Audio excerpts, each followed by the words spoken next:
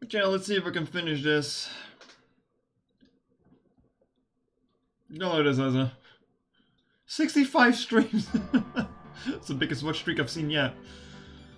To be fair, I've only really seen them in my stream, like I've not really seen them in any other stream that I've been watching. But alright. Hello there everyone. Hope you're all doing fine. Oh, forgetting this again.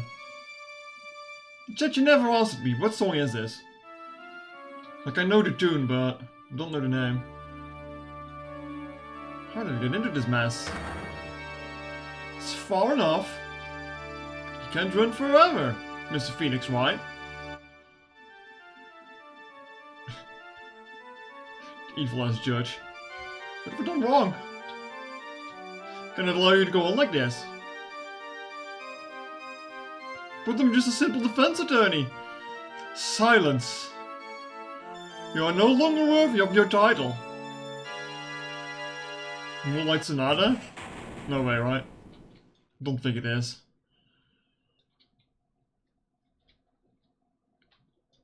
I've had this dream before, someplace some time ago. Defense attorney is opposed to primitive. No, we call it ape attorney. Anyway, today I'll stand in court as a liar. To prove a killer innocent. Yeah, Mario keeps making ape attorney jokes and I'm like, why? Why is Mario like this?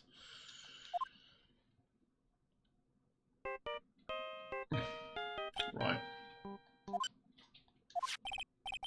Hello, this is Phoenix Wright. You don't look so well, dude. You're gonna prove me not guilty today, right? Yeah. Not sure about that. If you please, Mr. Liar. Remember, it's not just me. Your precious friend's life is riding on today's verdict too. Okay. Now listen up, you better get out a guilty sentence, okay? If you get that creepy slime bag and not guilty, I'll never forgive you, ever. Maya. Phoenix. Phoenix. Oh, Mia. Maya, how's Maya? I don't know.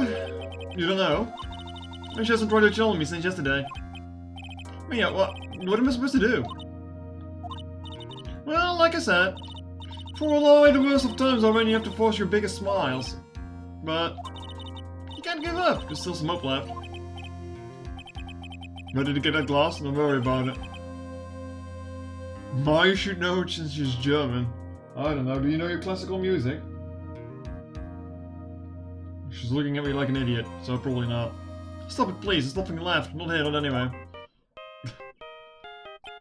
God damn it.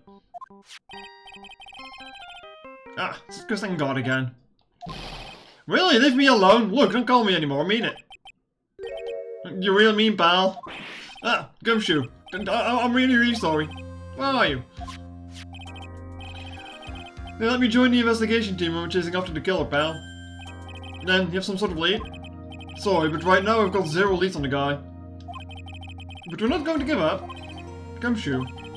Until the trial is over, until the verdict is handed down, we're going to do everything we can to find the killer.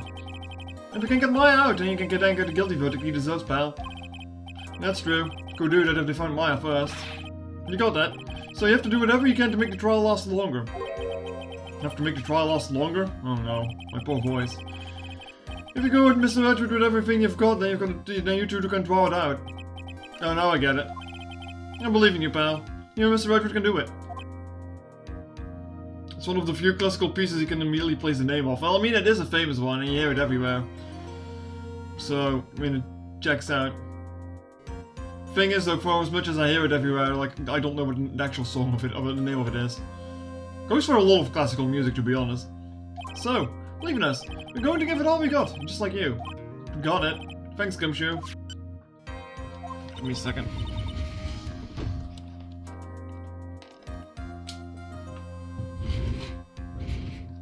Hey, Phoenix. I mean, it's not like they don't bullshit the entire trails full anyway, so... It should be easy for him, right? You understand now, don't you? You have something money will never be able to buy. Friendship.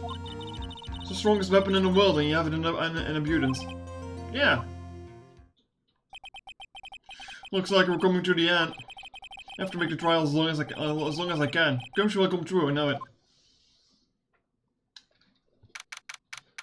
Well, first we have to deal with powers.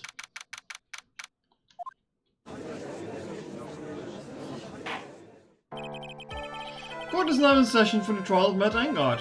The defense is ready, Your Honor. The prosecution has been ready for a while, Your Honor. Now, as I recall, we concluded yesterday's session with a big mystery on our hands. The mystery being what exactly was Miss Adrian Andrews' role in his murder. That is to say, is she really connected with the crime itself? Mr. Wedgwood, if you would please inform the court of today's proceedings. Adrian Andrews. That's fine, Charlotte. She forged evidence that she threw suspicion onto Mr. Engard. And then proceeded to escape the crime scene by wearing the nickel samurai costume. The guilt of these actions are those who cannot, are those from which you cannot escape. Then you're saying that she's guilty after all. I'm not finished, Your Honor. Miss Andrews has nothing to do with committing the actual murder.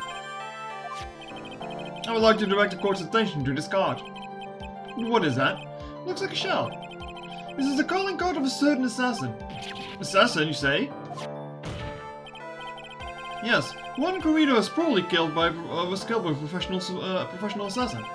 And the person who hired the assassin, his client so to speak, is Matt Engard. What a surprising turn of events. I would think it's become commonplace by now, Your Honor.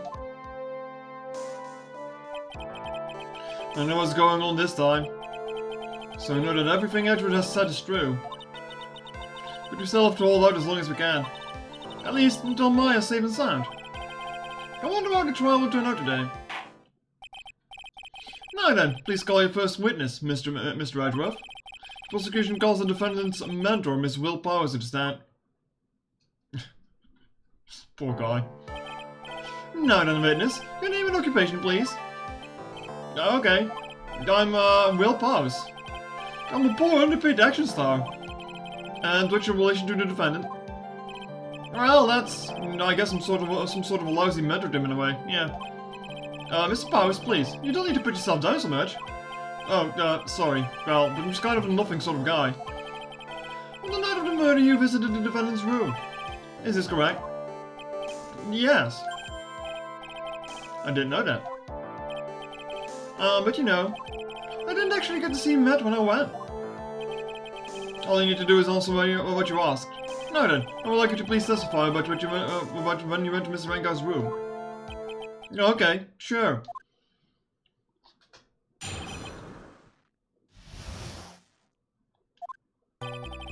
After the award ceremony, I went by myself to Matt's room. I was standing there in front of his room, still in his nickel samurai costume. He was talking with someone. At first I thought it was the bellboy. I watched the two of them for a while, but then I gave up and went back. I had guests with me that night and I couldn't make them wait for me. Nothing sounds out of place in Mr. Powers' testimony. And talking with the bellboy is no big deal. If one assumes that the person Miss Engard was speaking to was an ordinary bellboy. What are you implying? I love this little finger wag of him. Well, Mr. Wright, let's have your crows examined, shall we? Looks like we're in a sticky situation. Huh? A trap. Can't you smell it, Phoenix?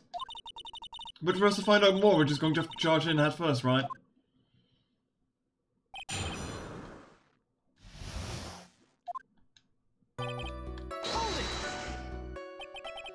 The defendant's room? Why did you go there? Well, I'm his mentor, like a big brother sort, and I wanted to say congrats. What's wrong? Why did you stop? Mr. White? What is it? You're going to try to trick me into a corner, aren't you? Huh? I know I'm just a poor underpaid action star, but I'm not a killer. No one said you were, Mr. Powers. No, please, don't trick me. Every time you do your liar thing, the witness suddenly turns into the bad guy. Every time. Witness. I will personally talk to the defense at a later time. So for now, please kindly cooperate and continue with your testimony. Sorry. So you went to the defendant's room and then? Hey, wait a minute. How did I suddenly turn into the bad guy here?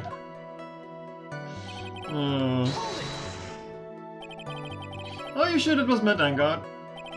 Yeah, I'm sure. He wasn't wearing the nickel samurai mask then.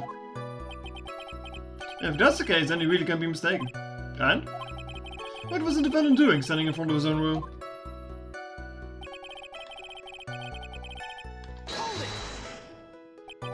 At first? What do you mean by that? Well, he was in a bellboy's uniform and had a bowl of juice on the tray. Sounds like an ordinary bellboy to me. Yeah, but... I didn't think he was a normal bellboy. Then why was that? Why did I think that, Mr. Wright? How am I supposed to know? Sorry, but I can't remember right now. Sorry. Guess I'm going to have to wait patiently on this one.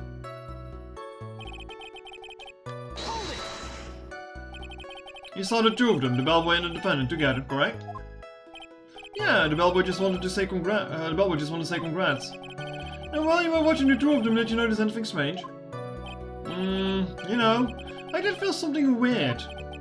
I think it was because Matt, well, he gave the bellboy a tip. A tip? But it's a perfectly normal thing to do. So how long did you watch the two of them? Oh, no more than a minute or two, I think.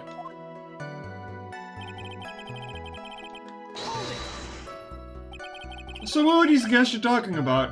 Well, I mean, come on now. You guys, of course! You and my Little Pearl. I thought it would be really rude since I invited you guys if I disappeared on you. So I went back to my seat pretty soon after seeing Matt in the hallway. This is like squeezing water from a stone. It's probably pointless to press further. Do you remember this incident? Did Mr. Powers leave his seat that night? Don't remember that happening at all. Maya was making such a racket in her hyper state. I ended up focusing on her. I see. In any case, from his story, he probably wasn't gone for very long. Oh god, what the hell do I have to press here? 1% even.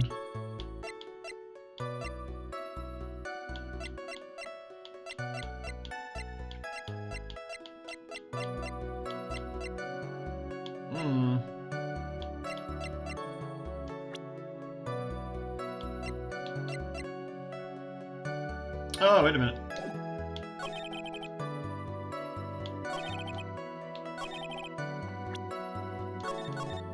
It's probably an ID.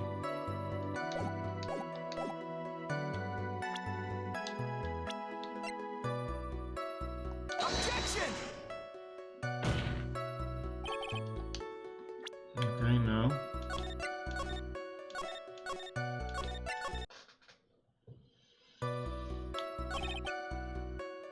Oh, it's not this one, and I don't know.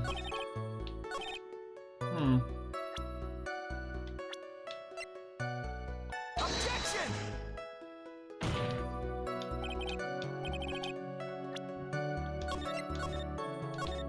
I mean, it's not contradicting anything.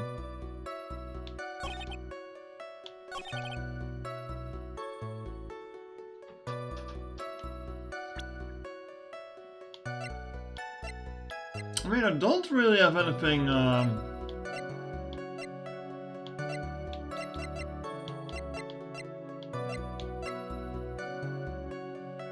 specifically, pointed at with here, do I?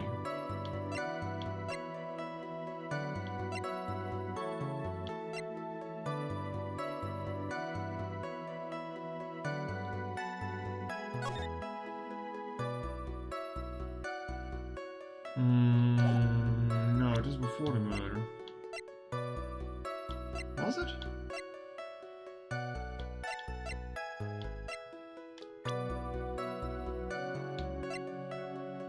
Objection! This is the only thing I can think of.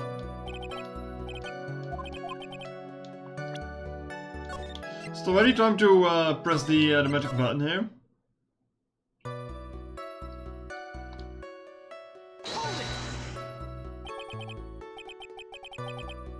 At first, what do you mean by that? Didn't think it was a normal bellboy, what was that?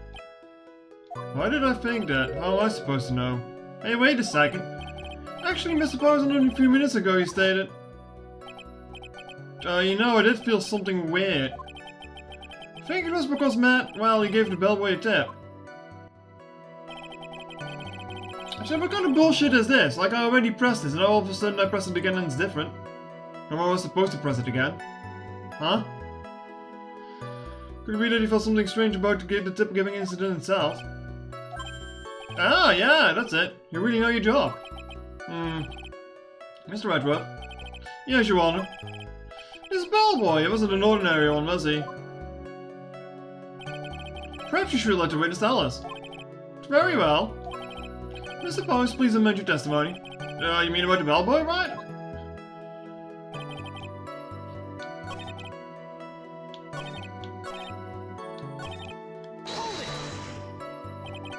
So he gave the bellboy a tip. What's so strange about that?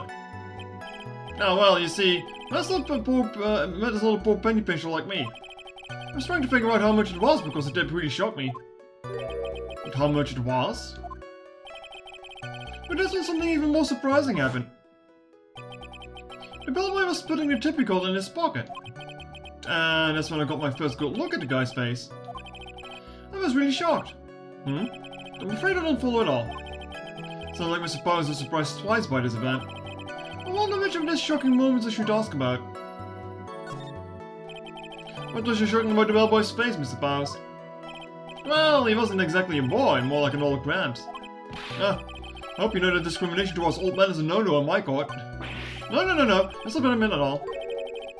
Smack in the middle of the guy's face, it was like a line of stitches. Line of stitches? Yeah, it went straight from the tippy top of his head to the bottom of his chin.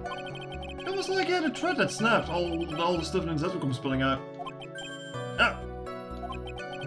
He was there, at Engar's house. He was that butler. What is Mr. Wright? Nothing, Your Honor. So that means Engard was talking with the killer then. If there's that fact were to be exposed, Engard would be declared guilty in a blink. Phoenix, you have to play dumb here, pretend you don't know anything. Yes, Chief. Sure you don't have anything else you would like to say, Mr. Wright? What did you say, Your Honor? Nothing, Mr. White, nothing. We're just going around and around in circles. Now then, Mr. Powers, please continue with your testimony.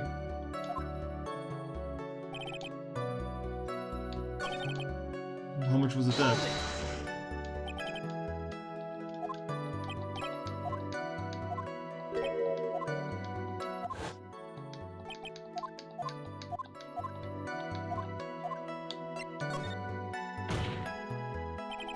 The defendant is a huge star, he can afford to give a generous tip, wouldn't you agree? Sure. But giving him that much was maybe a little too much, I think. A little too much? Would you please clarify for the court about how much you would say the defendant gave to the bellboy? Honestly, I don't know. Can't even begin to guess. Then why is that? Because he gave the bellboy a really fat roll of cash. A roll of cash? Well, how interesting. It certainly was a very generous tip, wasn't it? A very fat roll of cash. It can hardly be called a tip, Your Honor. The judge is beginning to look awfully suspicious of us. Objection! The defendant is a superstar. That kind of tip is typically fair for people like him. Objection! Are you saying that all superstars are super spenders? If I could receive a large roll of cash by simply bringing people things on trays, then why on earth would I stand around here prosecuting? It's got a point. I don't even get paid, let alone rolls of cash for all my hard work. Supposing the roll of cash was not a tip, then what was it? Payment, Your Honor. Payment? Isn't it obvious? For the murder of Mr. Juan Corrida. Then the bellboy the witness saw. Yes, he was the assassin. Told you horses now, Mr. Whiteworth. You don't have any proof of this, do you? Have I ever been unprepared to support my claims, Your Honor? I have here the card Shelley the killer left at the scene of the crime. Shelley, the killer. He's the person the police's special investigations team has been chasing for ages. I am certain that the person the witness saw was this very assassin, Shelley the killer. Really? What's wrong, Mr. Powers? Oh, no, nothing. Something just clicked in my head and I think I must just figure something out. Oh? Actually, I saw that bellboy again later that night. What? Mr. Blouse, please testify. Tell us what you saw. Yes, sir, right away. When you came from where, I guess. And this time I was in that hallway because I had to go to the bathroom. And that's when that bellboy I saw earlier came out of the room. Of course, when I say room, I mean Juan Corrida's room. Now that I think about it, that bellboy did seem kinda out of place. Yeah, so he had to be the assassin, I'm sure of it. I mean, a very sloppy assassin if he got caught. Thank you very much, that's all we need for now. Huh? But I'm not done, there's still more. Let us first establish that the bellboy was truly Mr. the Killer, then we shall see. So the bellboy came out of the victim's room. And if that bellboy really was the assassin, then I think the answer is fairly obvious. That would be correct, Your Honor. Well, Mr. Wright, I believe it's your turn to entertain us and make us laugh. This is no laughing matter.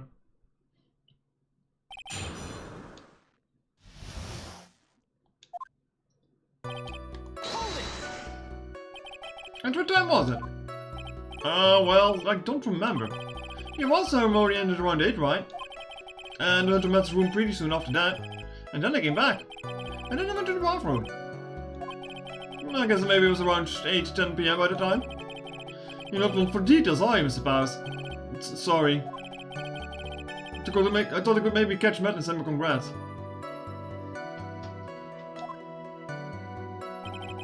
And that's when the bellboy I saw earlier came out of the room. Are you sure it was the same bellboy? Yeah. Then how could you tell? All the bellboys wear the same uniform after all. But you see, well, he had the stitches in his face. Yep.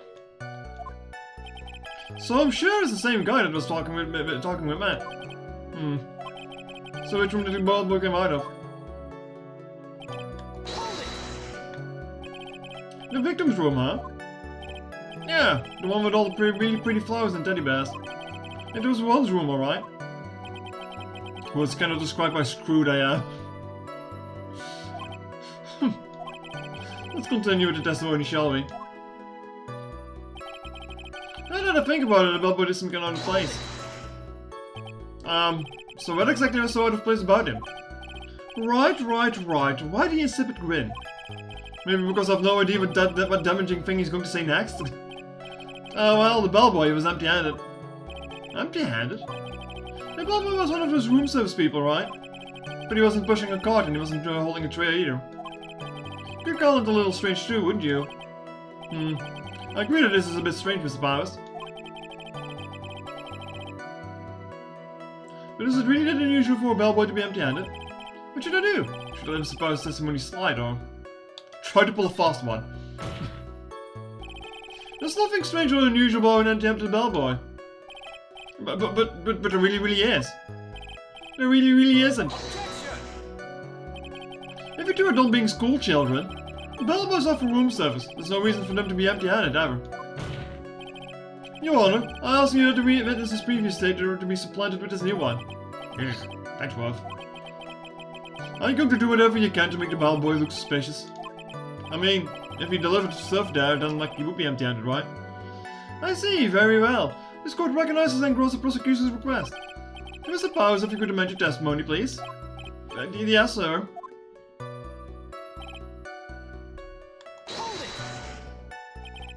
So you're saying that it is suspicious for him to be empty-handed? Yeah, really suspicious. I mean, when I first saw that bellboy,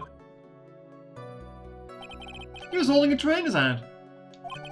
And there was a bottle of juice and a wine glass on it. Juice? What kind of juice was it? Pretty sure it was tomato juice. If you could come up with some sort of a reason as to why it would come out empty-handed, some sort of proof, then I think you can dodge a bullet on this one for now. Proof, huh? Sounds like another job for the court record. Yeah, I think it shows up on the picture, doesn't it? Guess we'll see. Please also be quick, don't be so quick to judge. Ah, but it's kind of a Powers family thing. Think of every person as a thief. Well, I guess a thief and an assassin are both sneaky and silent. So that's not the point, Phoenix. In any case, if that bellboy was the assassin, it would be very bad for us. But he really is the assassin, you know. Yes, but you can't give in yet. If you want to prolong this trial for as long as possible, you're going to have to pull some cheap tricks on this one.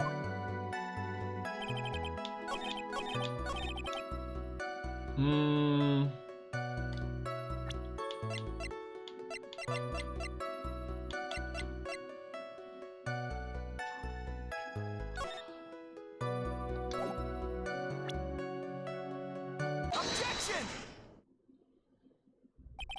Mr. Powers? Yes? You're easily influenced by other people's words, aren't you? As soon as you heard that the bellboy might have been a killer, you got caught up in believing it must be true. But, isn't he really suspicious? He got all those stitches and... So? A baseball has stitches. Are you saying that all baseballs are suspicious because they have stitches? Well, there's also, I mean, what about him being empty-handed? I would like to ask the court to please take a look here. This is the crime scene? There was a wine glass sitting right next to Mr. Corrido's body. The liquid inside of this glass is tomato juice. And now, if you will look at what is on the top of the table in the lower right corner here, anyone can clearly see that it is a tray with a bowl of tomato juice on it. The bellboy just brought us to Mr. Corrido's room. He left the tray in the room, which is why it was empty-handed when he left. But that would mean the bellboy had seen a dead body in the room, seen and left a dead body in the room. But you can prove that Corrido was Mr. Dead already at the time. Mr. Corrido was already dead at the time. Mr. Whiteruff? Yes? I blame you for leading me down this route. I'm terribly sorry. What is with him? Why is he laughing? This is having fun. Witness, isn't there one more thing that you would like to share with us? Is there? The bellboy was empty-handed. Or should I say empty-handed? I recall he had something interesting to say about his hands. Oh yeah, I almost forgot. Huh? What? That bellboy was wearing gloves. Gloves? Yeah, pitch black leather ones. All the other bellboys don't wear gloves like that, right? Black leather gloves? Why didn't you mention them earlier? Sorry, it slipped out of my mind. Boy, does this make the bellboy look really suspicious. Alright, we got the focus, can't let that Lex here. So what if you had gloves? A lot of bellboys wear gloves. Oh come on, Mr. White. That bellboy was wearing black leather ones. So, a football is made out of leather. Are you saying that all footballs are suspicious because they're made out of leather? God damn it. But that man, he received a large roll of cash from the defendant. And then he was seen leaving the crime scene wearing black leather gloves. I don't think that even someone like myself can believe it was just an older bellboy. No. Seems that we have finally come to an understanding. Now then, witness, please continue with the rest of your testimony. The rest? Oh yes, please tell us more. Okay. I don't know why that was so funny to me, but man, that was good.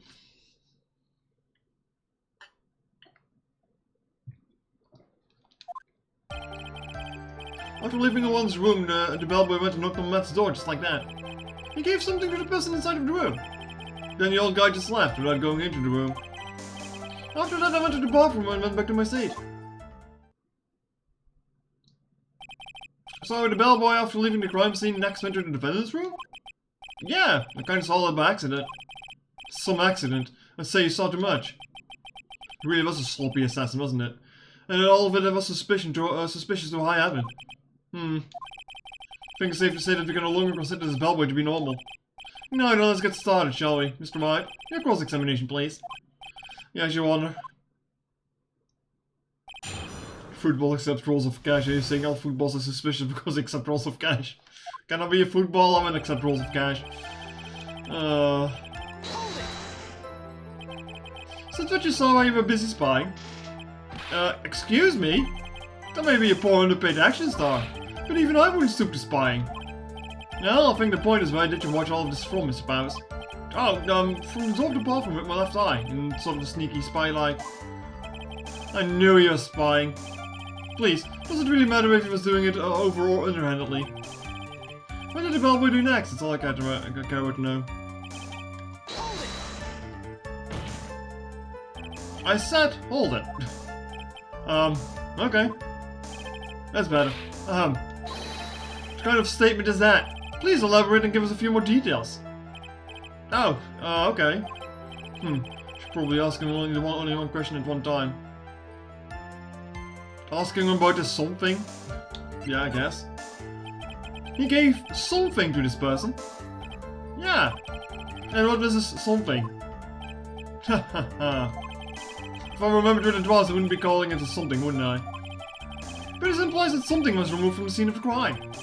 Are you sure you really can't remember, Mr. Powers? I think it was something kind of small. This is an incredibly crucial piece of information. Please try to remember what it was. Obviously a football. Football's not small though. I'll try. Also, are we talking about a soccer ball or an American football? In the meantime, let's talk about the older point, namely what the bellboy did next. Oh, so after he gave the person inside the room the thing... Could be a baseball glove? A bright yellow one? Yeah, probably. Probably. That looks like a bunch of bananas. So, who took this something the bellboy had handed off? Actually, I don't know. What do you mean?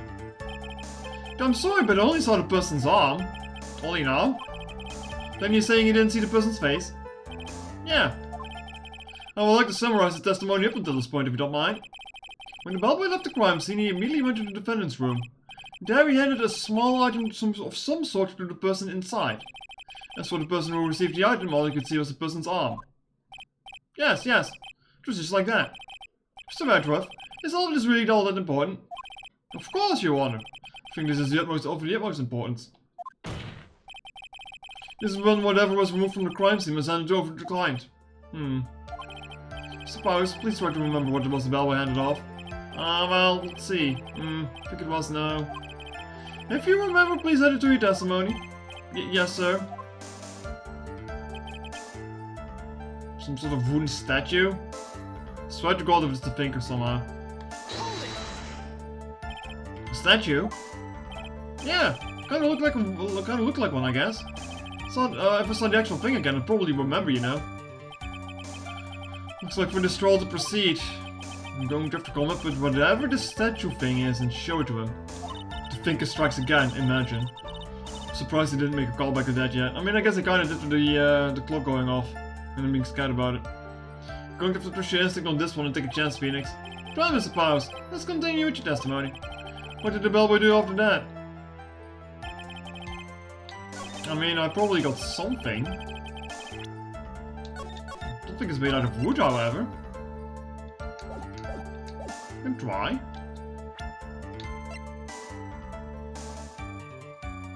A wooden bear-shaped figurine. Yeah? Objection! It doesn't say that it's made out of wood, though. What's the point of the pregnant pause? Where did that objection come from? I'll speak up. It was me, Your Honor. What is it, Phoenix? I have a feeling that something bad is going to happen once I show this. Mr. White, if you have something to say, please spit it out. Yes, Your Honor. Okay, Phoenix. Deep breath. Mr. Powers, there's something you saw. Was it this item? Oh, hey, that's it. That's the something. Oh, Mr. White, you really figured it out. I recall I found it at Matt Engel's mansion. The defendant's house? What does this mean? It's simple, Your Honor. Shell the killer assassinated the one Korean in this room. And then he stole his wooden bear from the scene of the crime. Why would he do that? Then the bear being found in Mr. Engel's mansion would mean... It goes without saying, Your Honor. Mr. Matt Engel is the killer's client. Order. I said order. Mr. Wright, this is almost an unfortunate turn of events for you. Yeah. Sorry, Mia. No, it's alright. Your judgment was sound. Actually, I figured out the bear would come out. If not now, then it would have later on. Even if he had to tune into the court, I'm sure your friend Edward would have. I almost forgot that he knew about it too. Alternate universe where Larry killed everyone who died in the series using only the finger and nothing else is different. Imagine. I think it's clear that there was no need for us to continue this trial. No, I can't let this happen. I have to do something. There has to be something I may have overlooked. Your Honor, a minute please. Yes, Mr. Wright. There's still a few points left that we have not fully explored. What are you trying to pull? Oh, well, we can't have that. Uh-oh, see a question coming up.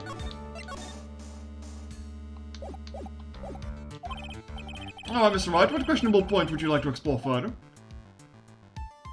Powers testimony of the person who received the bear itself. The bear itself? I think it's very obvious that the bear itself is very questionable. The bear, Mr. Wright? This was found in Mr. Rengar's mansion. However, Mr. Rengar was arrested at the hotel that night. Which means that since the murder occurred, he has not had a chance to go home. Oh. I think Your Honor has already figured out what I'm trying to say. It is not possible that it was Mr. Rengar who took this bear home to the mansion. Ugh. Why? That's very true. We didn't consider that point, Mr. White. There was no way time was for the defendant to have taken this bear home. Phew. Disaster averted, it looks. You haven't gotten the best of me yet, Mr. Wright. Huh? I remember it clear as day. I remember what you muttered to yourself at Yangan's mansion. With this area completely surrounded, there's no way for him to escape. I can't believe it, that butler. All this time he was the killer. The killer and Angard were working together, so to speak. And the killer was hiding at the Angard mansion, as his butler. What a bold move.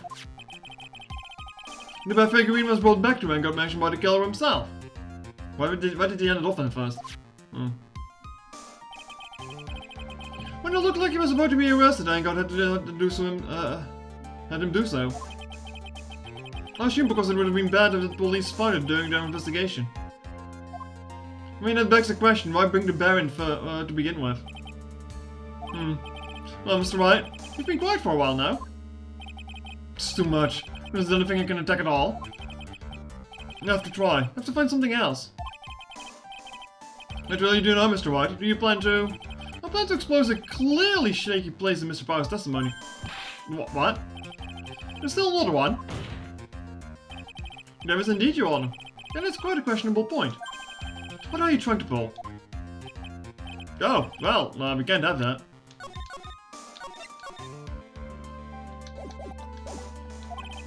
Alright, Mr. Wright, what questionable point would you like to explore further?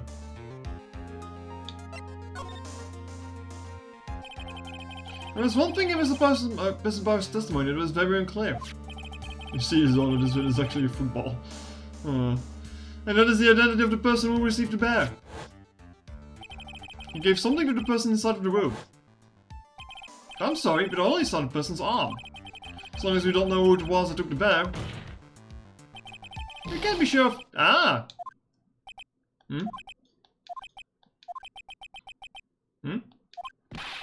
What is it, Mr. Powers? You're going to scream like that and at least give us a good reason why. No, yeah, sorry. Actually, so, I remembered. I remembered who took the bear. What?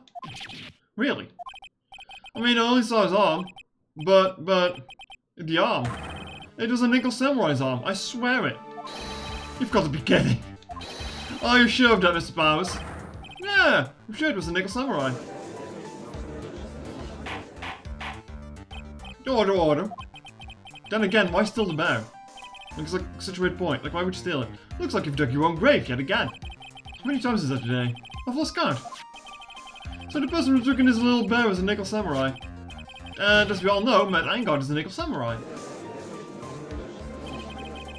Thanks to the defense, we made it all clear. Think you heard enough? We now know why this bear figurine was at the defendant's mansion. As well as who it was that received the bear from the assassin in his room. Everything has become very clear. Well, you're missing the fact that Adrian was wearing the costume as well at that point, right? The client, Wright, the assassin to commit the murder, was Matt Engard. I see no reason for this trial to continue. Therefore, I will now hand down my verdict. Thank you, Your Honor, for your understanding. You see, Mr. Wright, you could not win against the truth, could you? I knew it would turn out this way. After all, what Edward has stated is the truth. Any last objections, Mr. Wright? Well, do I? What should I do? There's an objection.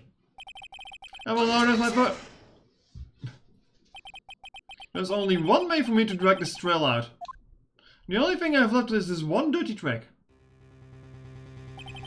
Your Honor, right now we have these two reasons to believe my client is the assassin. About the assassin's client. Reason number one, he accepted a bare figurine from the assassin. Reason number two, that very same figurine was found at the Engard mansion. However, it's possible this is all the work of a certain other person. What are you saying? What I'm saying is, it's possible a different person is the killer's real client. The real client? Yes. This is all you have. Now then, Mr. Wright, let's say your theory. Uh-oh.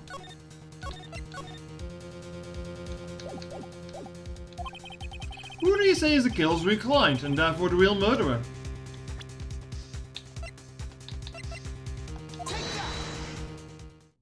The football. No, it's not the football. Stop obsessing over football, sleuth. Adrian Andrews? Yes, we already know that she tried to frame Matt Engard for the crime.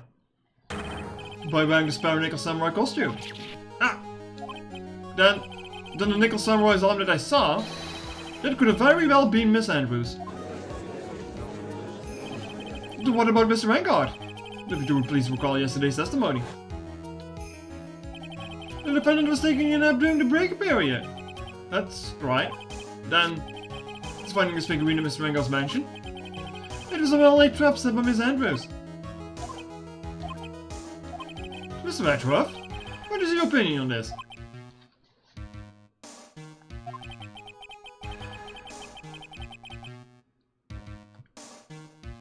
I can't even begin to count the flaws in the defense's logic. Besides which, there is no evidence to support it. However, I can't fully discount this possibility either. What is with this trial? Come on, anyone can tell Engard did it.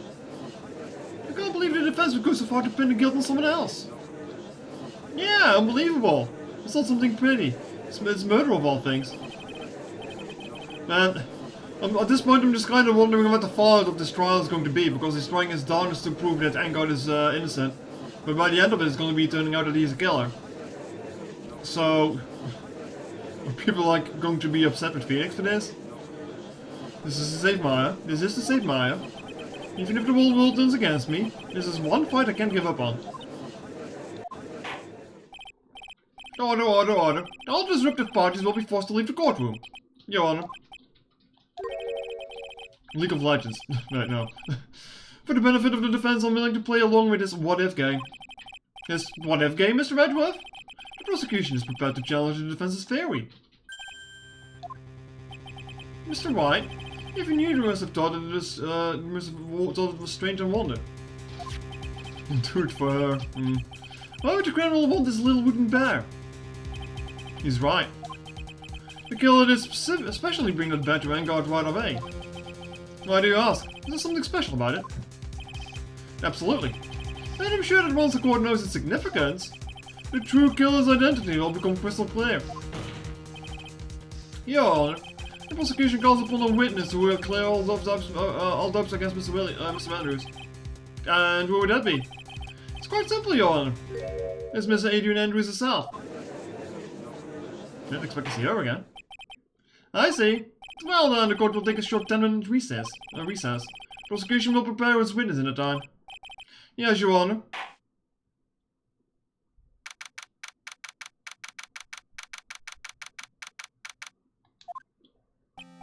Huh. Oh, I knew it was a good idea to hold her hostage. Don't you agree, Mr. Liar? But I never thought in your desperation you tried to pin the guilt onto Adrian. Ah, I swear this demon will pay. Mr. Nick. What else? That's me here. I don't know. A really strong power suddenly called him away. Really strong power? You found me, I guess. What about Mario? Oh, Mr. Nick, your phone is. It's from Gumshoe. How's it going? Have you been hanging in there, pal? Yeah, sort of. We just barely found something to latch onto. Phew, that's good, pal. And what about you? Anything yet? Have you figured out where the killer of Maya are? We still don't have any leads, but... What? We don't have any more time. If we just had one, even a single clue would be really helpful. I was only able to come this far because I kept thinking to myself. Gotta keep the trial going until Maya's been rescued. But I've just run out of luck. This time. Is all over now? A tent. Huh? Tent. I can see a circus tent. Mia. It looks like Maya was unconscious until a few minutes ago. As soon as she woke up, she called for me. So it was Maya that called you away. She's locked into her dusty little room right now. But you could see a circus tent outside of the window about 300 feet away. Oh goddammit, not the fucking circus again from Lost Case. Gumshoe! Is there a circus in town right now? There's only one, pal. The Berry Beck Circus. Why is someone within a 300-foot radius of the main tent? What? Okay, hold on a sec, pal. Hey, draw a circle on the map about a 300-foot radius from the main tent. Hurry. And?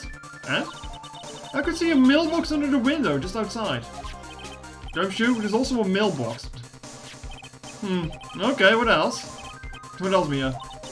I'm sorry, but it was a very small window. I couldn't see anything else. It felt like an old office building, maybe the 3rd floor or so. I heard, an old office building, good stuff, pal. Okay, just hang in there, just a little longer, pal. Wish us luck. Good luck. Call you later, so don't let your battery die, okay, pal? Mia, Maya's not hurt, right? She's in a pretty bad state, Phoenix. She's being starved. Gumshoe, please hurry. Looks like we're out of time. Are you alright, Phoenix? It's only a matter of time before Maya's rescued. And I can do this. I just have to make this trial last a little longer. It's not hard to starve Maya because she's like a glutton.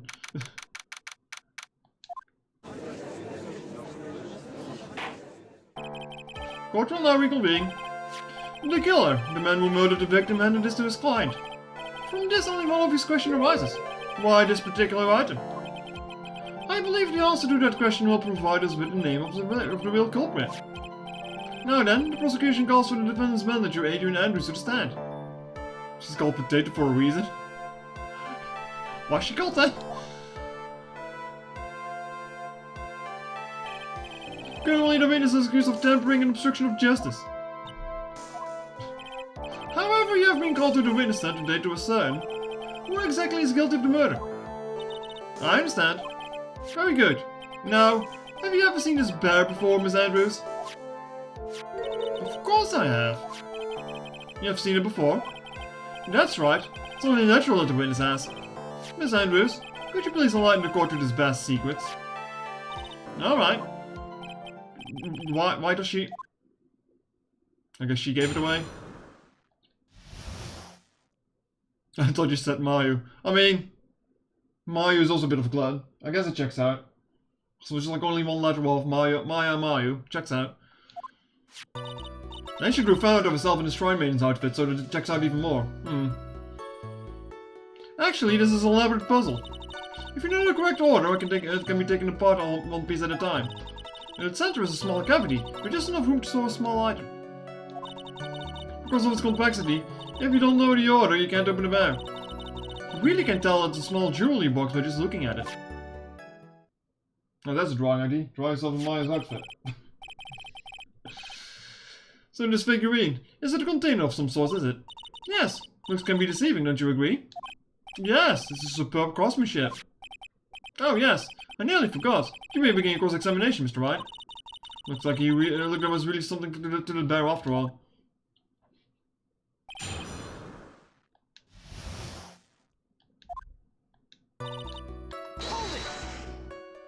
A puzzle? That's right. But it looks like an ordinary figurine. True enough. To people who don't know, I'm sure they would never guess that it was a puzzle. So what kind of puzzle is this exactly? So you can take it apart. Then how would one go doing that? Well, you first turn it still to the right and then push it in. Oh yes, I see. After that, the arms and legs are free to move and can be removed. Oh. Oh, this is most interesting. A boy and his new toy. It's like he's 5 all over again. Why does it keep going like that? Oh, don't mind me. Go ahead and carry on. I think he's lost it. So what do you find after you take the puzzle apart? And how do you know about this? I know because I was the one who bought it. Huh? It was a souvenir from when a friend and I went to Switzerland. Then this was a present from you? That's right. It was a puzzle in the shape of a bear, so I thought it would be perfect for one. So it was a present from Miss Andrews? Wait, let's continue with your testimony. So who exactly knew how to solve this puzzle? Only the two of us, Juan and myself. It was a souvenir from Switzerland, so I doubt there are that many people with the same bear in this country. But this looks like it can be easily broken. Especially if someone wanted to get what's inside. Well, it is a toy. But it can never be the same again once it's broken.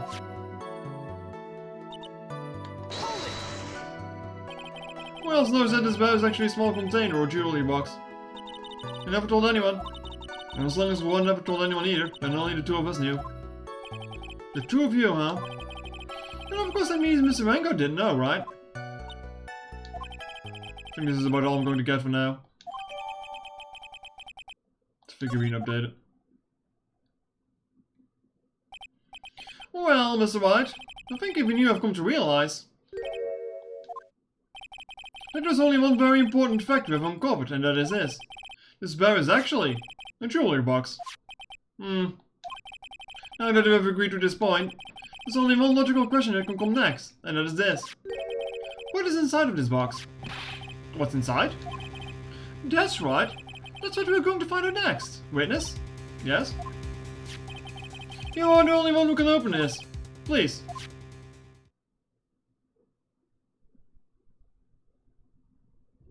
So painful silence hanging over the courtroom. All eyes are on Miss Andrews now as she solves the puzzle and takes the bear apart. I've opened it. Is this what you wanted? What is that? Looks like a note? I don't think we need to guess at what it is, do we, Mr. White? It's a suicide note. The suicide note? The suicide note left by Juan Corrida's former manager, Celeste Impact. Until now, no one knew of its whereabouts, but just as we suspected, it was hidden. Hidden by the victim, Juan Corrida himself. Seems Celeste Impact had very beautiful handwriting, and she just as beautifully signed her own name on this document. This is more definitely the note she left right before she committed suicide. Order? Witness, did you know about this? Yes I did. I heard all about it from Juan. When I discovered his body, I looked for the bear. I wanted to destroy the note before it became public, but I couldn't find it anywhere. Because it's already been taken by the killer. Everything is going at Mr. Redwood's pace. So now that the suicide note has been found, what's the next logical question? What is written on the note? That's right. At least, that's what I would think. Now I believe it's only appropriate that the contents of this note to be made known. Can't stop you, can I? I went through so much just to get my hands on it. And I was going to burn it. For her sake. I'm deeply sorry, but I can't allow you to persuade me to stop. Your Honor, if you could please read the contents of the note aloud. Very well. The judge's forehead rang loud and clear to the deathly silent courtroom. In her note, Celeste Impact left us a record of all that had happened to her. About being used and then thrown away by Engard. About being engaged to Corrida and Engard's role in destroying that. And about how she decided in her despair to end it all.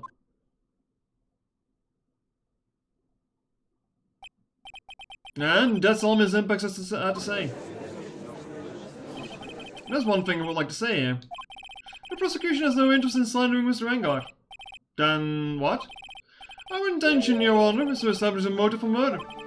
Isn't that correct, witness? Yes. On the night of the murder, Juan was going to make the contents of the note public.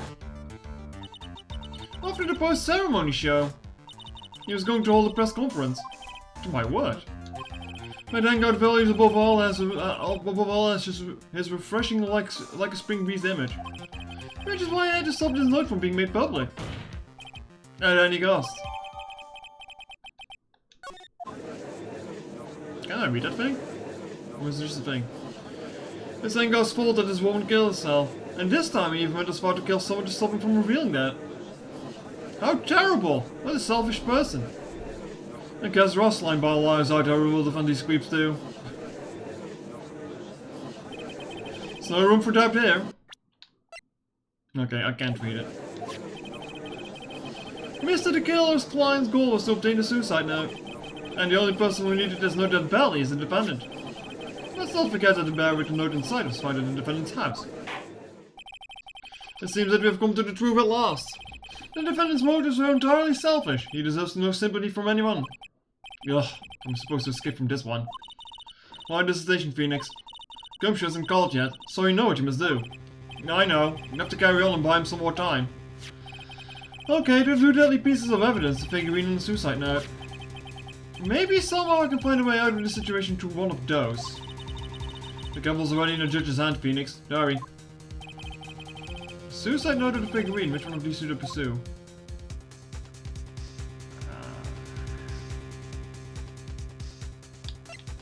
How if I know?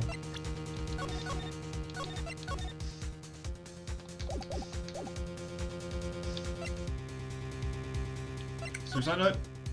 I'll go back to the other one if I need to. Please wait, Your Honor. Oh man, look at that liar.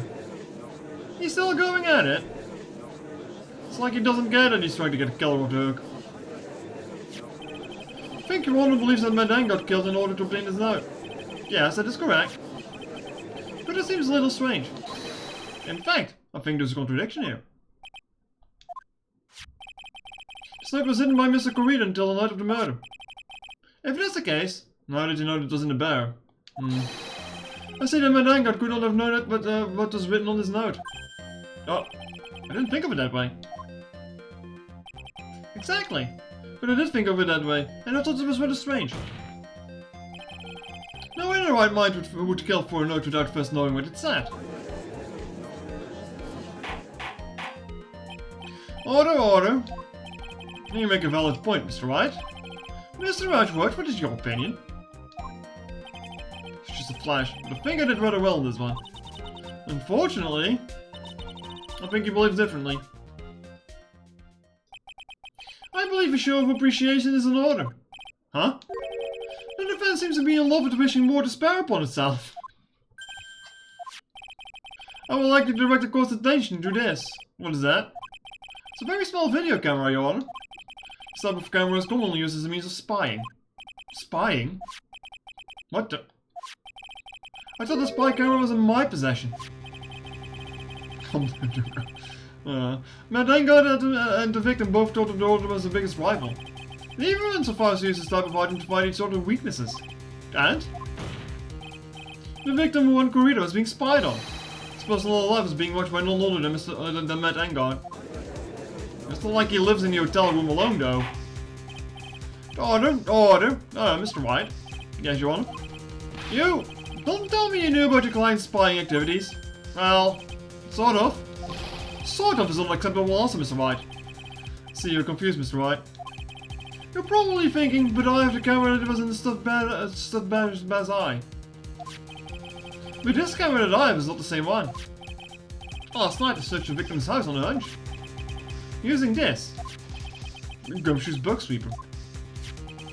And by the way, Mr. Wright, the defendant's fingerprints were found on his camera. Matt Engard's fingerprints were on it. Well, Phoenix, looks like those cameras were hidden all over the place, huh? What am I supposed to say to that, Evans? I think this is the end. It's very obvious that Mr. Engard learned of the suicide note through this. He was watching the victim all along. You got me good this time. I don't have anything to counter that. Hey, how was that liar thinking? Mommy, is that man the bad killer guy? Shush, stop, don't look at him. The way he's sweating is just so, ew, nasty. Phoenix. Yes, Chief? Have you figured out what you're going to do next yet? What we're going to do next? He's running away like a frightened child's work? I know it seems like Edward is very close to putting the lid on this case, but in his eagerness to prove his point, he forgot one very important thing. Well, what is it, Mia? It's a piece of evidence that you really should investigate. Something you should investigate? I'd really hate to see the good prosecutor get scolded for not remembering to look into the item when he had the chance. Why are you speaking in riddles all of a sudden? What is it? Alright, I think it's time we finally understand everything. Well, Mr. Wright, you don't have any further objections, do you? No, I might have. I'm not sure what it is, but... what is this piece of evidence that Mia's talking about? Can I figure out whether this still is that needs to be looked at, or should I let it go? Present evidence. I have an objection, Your Honor. That was about the weakest objection I've ever heard, Mr. Wright. Objection! Your Honor, the defense has no intention of letting this go so easily. You're beginning to sound desperate. That's just your imagination, Your Honor. Mr. Edward, this is not like you at all. In your eagerness to prove your point, you've forgotten one very important thing. Hey, isn't that what I just said? So you're telling me that I forgot something? You're so close, Mr. Edgeworth. But there's something you really should examine about this piece of evidence.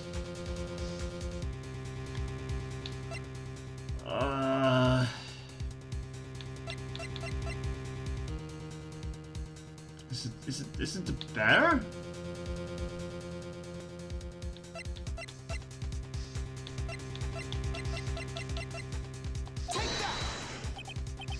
Thomas Redruff? Yes, I do believe some special examination is needed. But I think the item that should be examined is the defendant's grave matter. Oops. Mr. Wright, after this trial is over, we'd like to see you in my chambers. I think there are a few things we need to discuss. Okay, it was not the bear.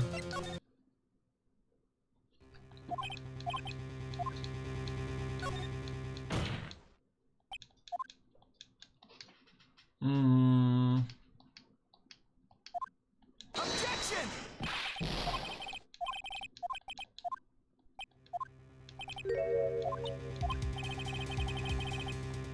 Small save there is like a little bit shorter.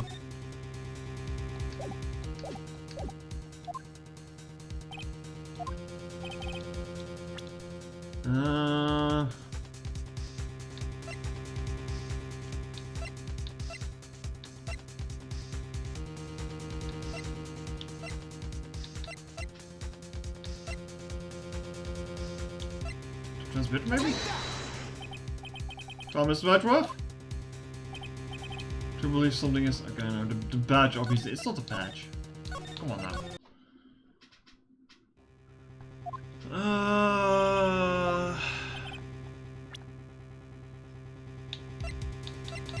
It's not the camera itself, is it?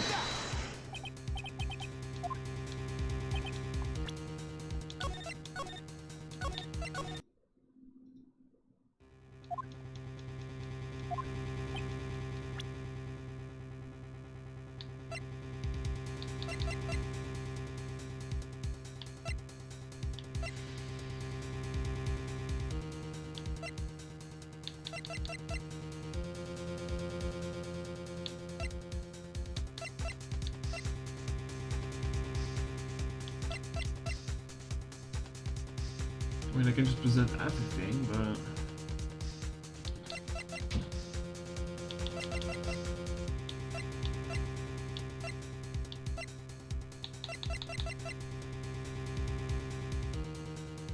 yeah, I don't know. Maybe the receipt? No. No. I quite literally have no idea what they're talking about.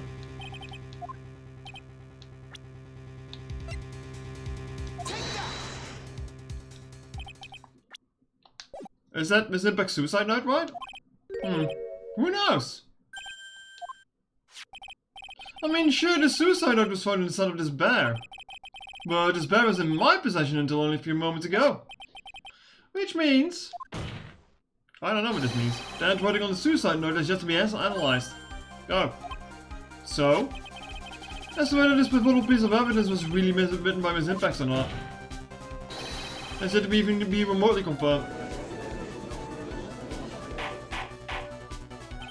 Mr. Wright, you can't seriously be suggesting... Mr. Wright, yo, are you saying the suicide note is a fake? Miss Andrews, you were the one who tried to pin this murder on Mr. Vanguard. Who's to say he didn't create a fake suicide note to put it into this bear? How dare you? Your Honor, the defense is indiscriminately accusing the witness again. There's no evidence linking the witness to the suicide note whatsoever. But if this is fake, then the witness is the only person who could have made it. I mean, I guess that's true. What? Look at all the witnesses' testimony concerning this figurine. The only person other than the victim who could solve the puzzle is the witness herself. Ah, well, that goes on all the pair of glasses. Miss Andrews, you wrote this note, didn't you? You wrote it so you could use it to frame Matt Vanguard. I did no such thing. Right, if you're going to pronounce the suicide note a fake, then show this court some evidence to support your theory. Mr. Radcliffe, you were the one person who presented this scrap piece of paper as evidence. That means the burden of proof lies with you, the prosecution. No. That's enough. Mr. Radcliffe, can you confirm the handwriting on the suicide note? It is as the defense has stated, the handwriting has had to be analyzed. Oh, hold on a second, chat, my nose is being annoyed.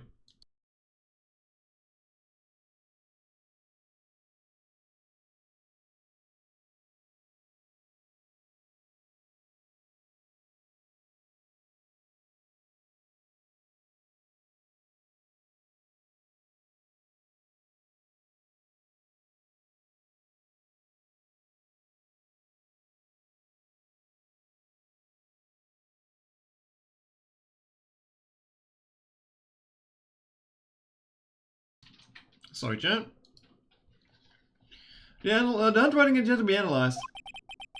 If that's the case, it seems that yet again we have reached a point where the verdict is impossible.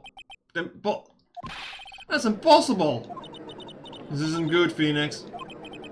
The judge is going to carry this trial over one more day. I don't think Maya will be physically able to make another day. I didn't want to have to do this, but I don't have a choice. I requested both the prosecution and the defense investigate further. Handwriting analysis is my butt. They're just a lie trying to buy more time. Can't go to the guilty. Look, any idiot can tell you that. I think we've reached the end of the line. Guilty! Guilty! Guilty! Guilty!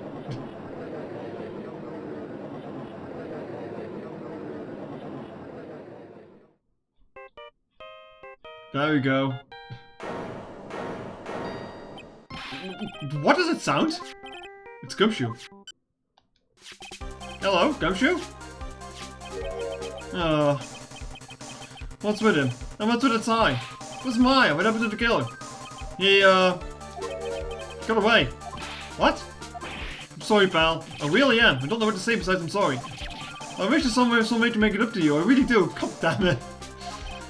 Anyway, what's going on? You find his hideout, pal. But the two of them are already gone. This is terrible. You're going to keep looking for them, pal. Don't you worry. I just need a little bit more time. But don't tell me we don't have any more.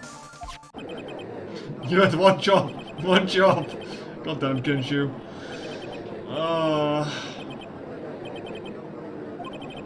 You hit it? You're going for his head. It's alright. I can't. For us to come this far, Ant. Oh! What is it? Let me talk to Mr. Edgeworth. I can do that. Mr. Wright, would you please get a hold of yourself? Yes, Your Honor. I'm about to enter today's proceedings. You may take your phone calls after. Hold on, Your Honor. Edgeworth, catch! Spinny phone the JPEG. Mr. Edgeworth. Please, you gotta buy some more time. Court is in session. I'm sorry, Your Honor. You were saying, Mr. Wright, this is a court of law. I'm sorry, Your Honor, but I am reluctant to do this, however. It appears that I have no choice but to suspend proceeding until tomorrow. This time I really can't do anything. Court is now adjourned for the day.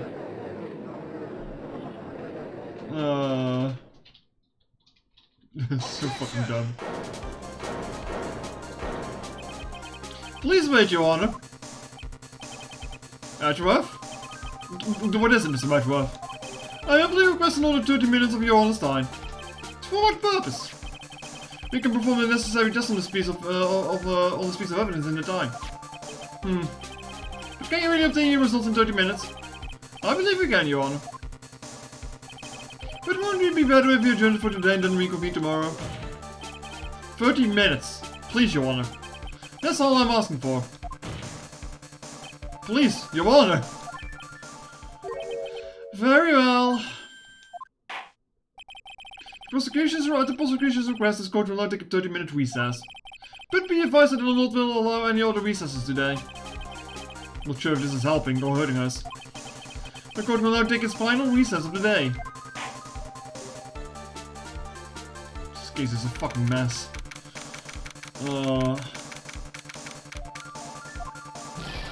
Right, well, what's going on with my situation? The killer. Looks like he got away again. 30 minutes? You can't find her in a time. Ugh. Now what? Report? Ah! Is that Mr. Edgeworth? We don't have time to spit it out. Right.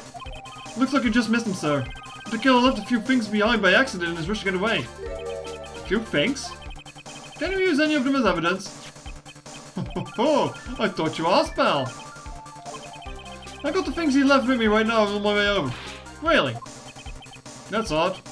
Any items like that I usually send to the crime lab first. We don't have time to wait for those guys, sir. When those guys weren't looking, I swiped the stuff and ran. Fuck the law, I guess. What? Well, I'm not a detective anymore, so I had to. I'm really sorry, sir, but I've got to put the law on hold for now. Sounds bad. I hope he doesn't get into much trouble over this. With my hunk of junk car, I'll say I'll be there in about 20 minutes, sir. Don't worry, I'll be there. Wait for me. Alright, just get in here in one piece. I'm on a mission and no one can stop me now, sir. No one! I'm pulling out all the stops and running every red light. Items left by the murderer, huh? Maybe there's something among them that will be decisive enough to end this. Christ. What?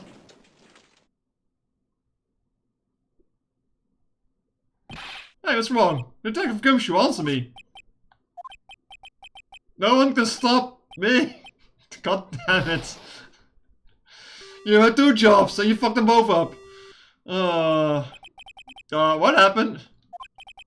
It sounded like he had an accident. I'm guessing his cell phone broke as well. What was he thinking? We've got to hurry and call for help. But you have no idea where he is. His cell phone is broken, and he wasn't driving a patrol car, so no radio either. Also, if you don't get to those items before they do, the police will take possession of them. No! You can't let it happen. Well, if there's a way we can find out where he is, then we stand a chance. Holy... This court case is a shit show. Jesus. Why did Gumshoe have to get into an accident now? Is there any way to find out exactly where he is at this moment? There is a way. Is there? Oh, that's right. There is a way. What? How? I'm sure we can find out where Detective Gumshoe is through this. Huh? What do you mean? What do you mean? I don't know. I was bullshitting. Yes? Right, we're not in the middle of a mock trial here. Guess this won't work, huh? I'm just gonna put story mode on for this because I have no idea what I'm supposed to present here. Guess it's up to me. Alright, I'll think of something on my end. Don't get your hopes up too high, but we'll try our best. Did I say something wrong? Edgeworth. What is it? I don't think I have any right to judge anyone ever again. I know my client is guilty. But what I'm doing now, I mean, I showed the transmitter, so it wasn't that. Putting the guilt on someone totally innocent and using the evidence to do so.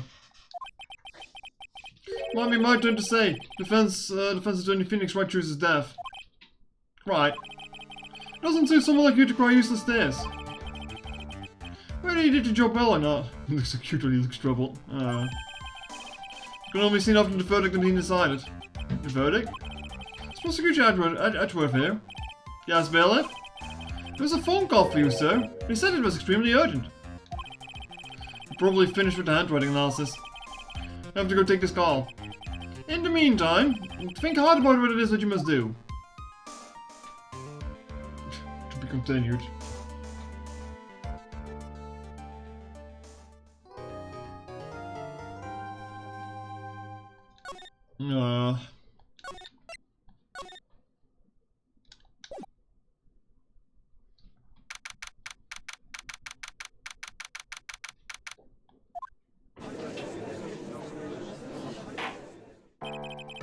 Court will now reconvene above assume both sides are ready. Yes, Your Honor. Yes, Your Honor. I can't understand the defense acting like this. However, why do you seem so distraught, Mr. Edgeworth? That is... it's nothing, Your Honor. What's wrong with Edgeworth? Looks like something unexpected just happened to him. No, Mr. Edgeworth, if you could please tell the court the results of the handwriting analysis on Miss Impact's suicide note. Yes, Your Honor. Unfortunately, we have discovered that the suicide note is a forgery. What? What did you mean, Mr. Edgeworth? This note was not written by Miss Impact herself. It's a fake. Huh. Order, Mr. Edgeworth, would you care to explain what's going on? This was not written by Miss Impact and who wrote it. We need more time to do a detailed analysis, however. It appears that the handwriting matches that of the victim, Mr. Juan Corrida. Mr. Corrida? Well. Looks like Miss Impact never left a suicide note after all. She never wrote anything about Vanguard. However, Your Honor, even though the suicide note is indeed a fake, Miss Vanguard could have not known that, and so that facts remains unchanged. That judge was probably bullshitting to gain more time, probably. Acting under the assumption that it was real, pulled to possess it. That doesn't sound very plausible. It's for you to think I had no idea that the suicide note was fake. Something seems a little wrong with it.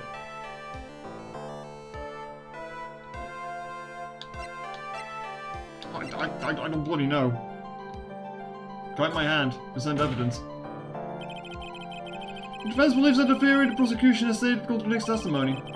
If everything the prosecution has proven up until this point is true, then it's impossible for Mr. Rango to not have known it was a fake. Spy camera? What's this little item called again? Video camera, Your Honor. Well, a very small one, but... Oh, that's right. A camera. Ah, you kids and your fancy toys nowadays. Mr. Edgeworth, you claim that Mr. Vanguard knew the existence of this note. Because he was spying on the victim, isn't that right? If that were true, then this means Mr. Vanguard would have known that the victim had forged a note. Yeah. So then the defendant knew the suicide note was a fake. And if that's true, then the situation is suddenly changed in a very dramatic way. Exactly, Your Honor. The prosecution's theory as to what Mr. Vanguard's motive for murder was, it has suddenly disappeared into thin air. But Your Honor, it's not as Mr. Vanguard monitored Mr. Corrida for 24 hours a day. Perhaps the victim wrote a note in a place that Mr. Vanguard didn't know of. Well, right back at you, Mr. Edgeworth. Why don't you show us the proof that someone that the victim made a forgery in another place? Ugh.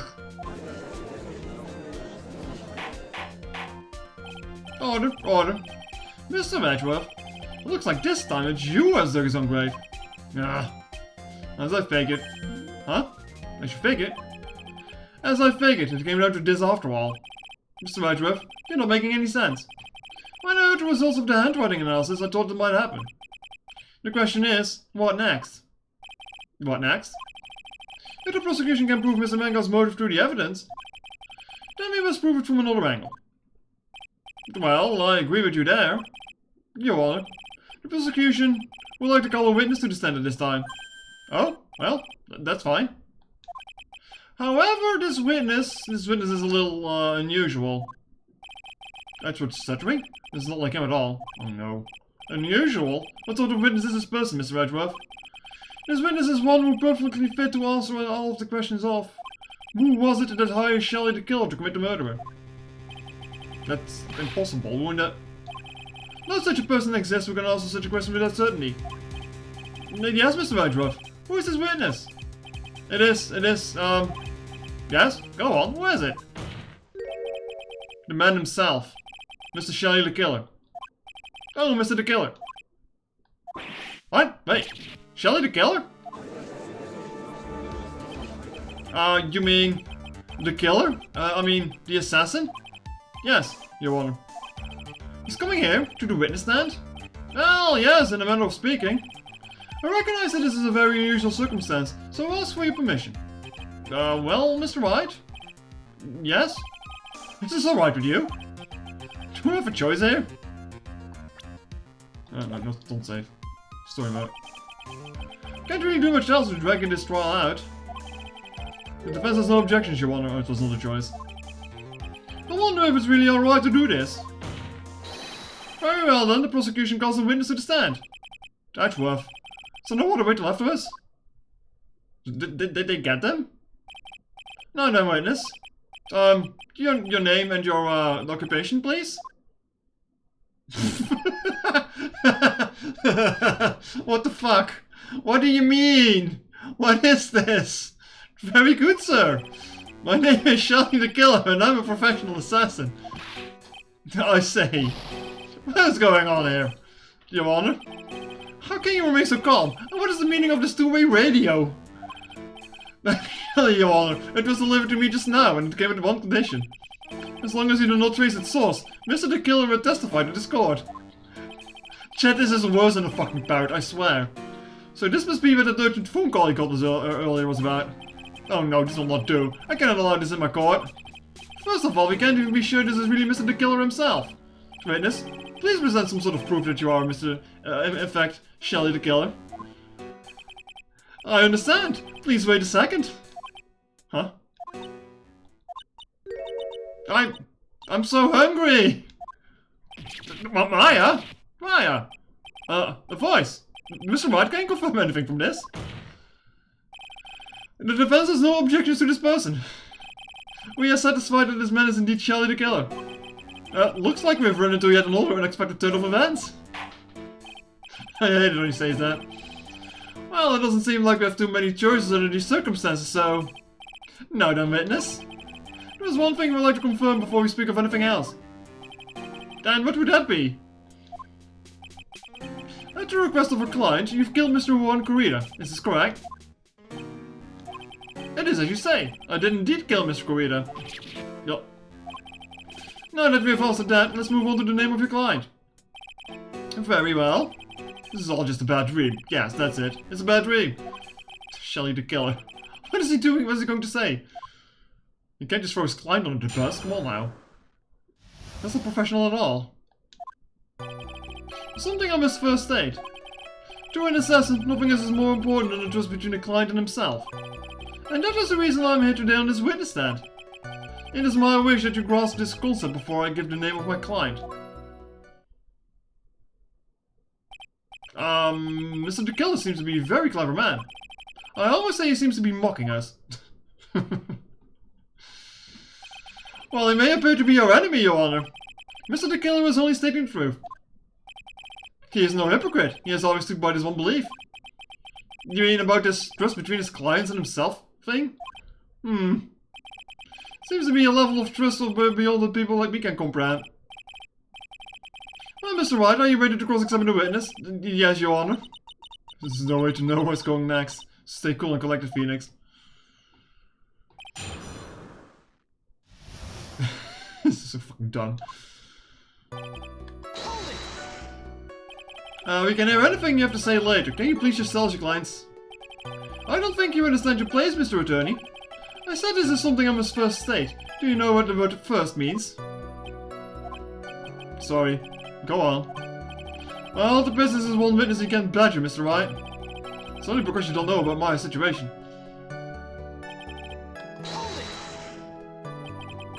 The trust between you and your client. I provide my services in a fast and efficient manner. In exchange, I trust that my clients are discreet about me and my identity. If too many people knew my face, it would be quite troublesome. And that is why you're justifying in this manner. This is the first time one of my clients has ever been accused of murder. I must preserve to the killing names that my clients trust me. But couldn't someone stab you in the back and break your trust? It has never happened before, but if it ever did, yes? That person would be my client for very long. They would certainly. That's enough. Please no more. Very well. It's only hypothetical anyway. That seems a little strange to me. I mean, you're about to tell us the name of your client. I would think this would be very bad for him. It doesn't matter to me. His client has already broken the rules and acted outside of the prescribed role. That role? This person tried to implicate another of the crime in order to save themselves. And this is a trespass that cannot be forgiven. Who gave you the right to be so high and mighty? To the gentleman who spoke just now, excuse me, but would you care to die? No, I didn't say anything. The should have better watch himself. Where the hell is this going? We understand, so please tell us the name of your client. I'm afraid I cannot do that. I still have a few things to say before I do. That egomaniacal. It's not good for your health to be so aggravated. You won't live very long if you let everything bother you. Somehow, that coming from an assassin makes it less than comforting. Don't really care about all about this extra fluff, just tell us the name already. Patience. Try to calm down a little, it's important to try and understand his mindset. He seems very steadfast and close, so you're going to have to work to get him to talk. I'm not his therapist, you know.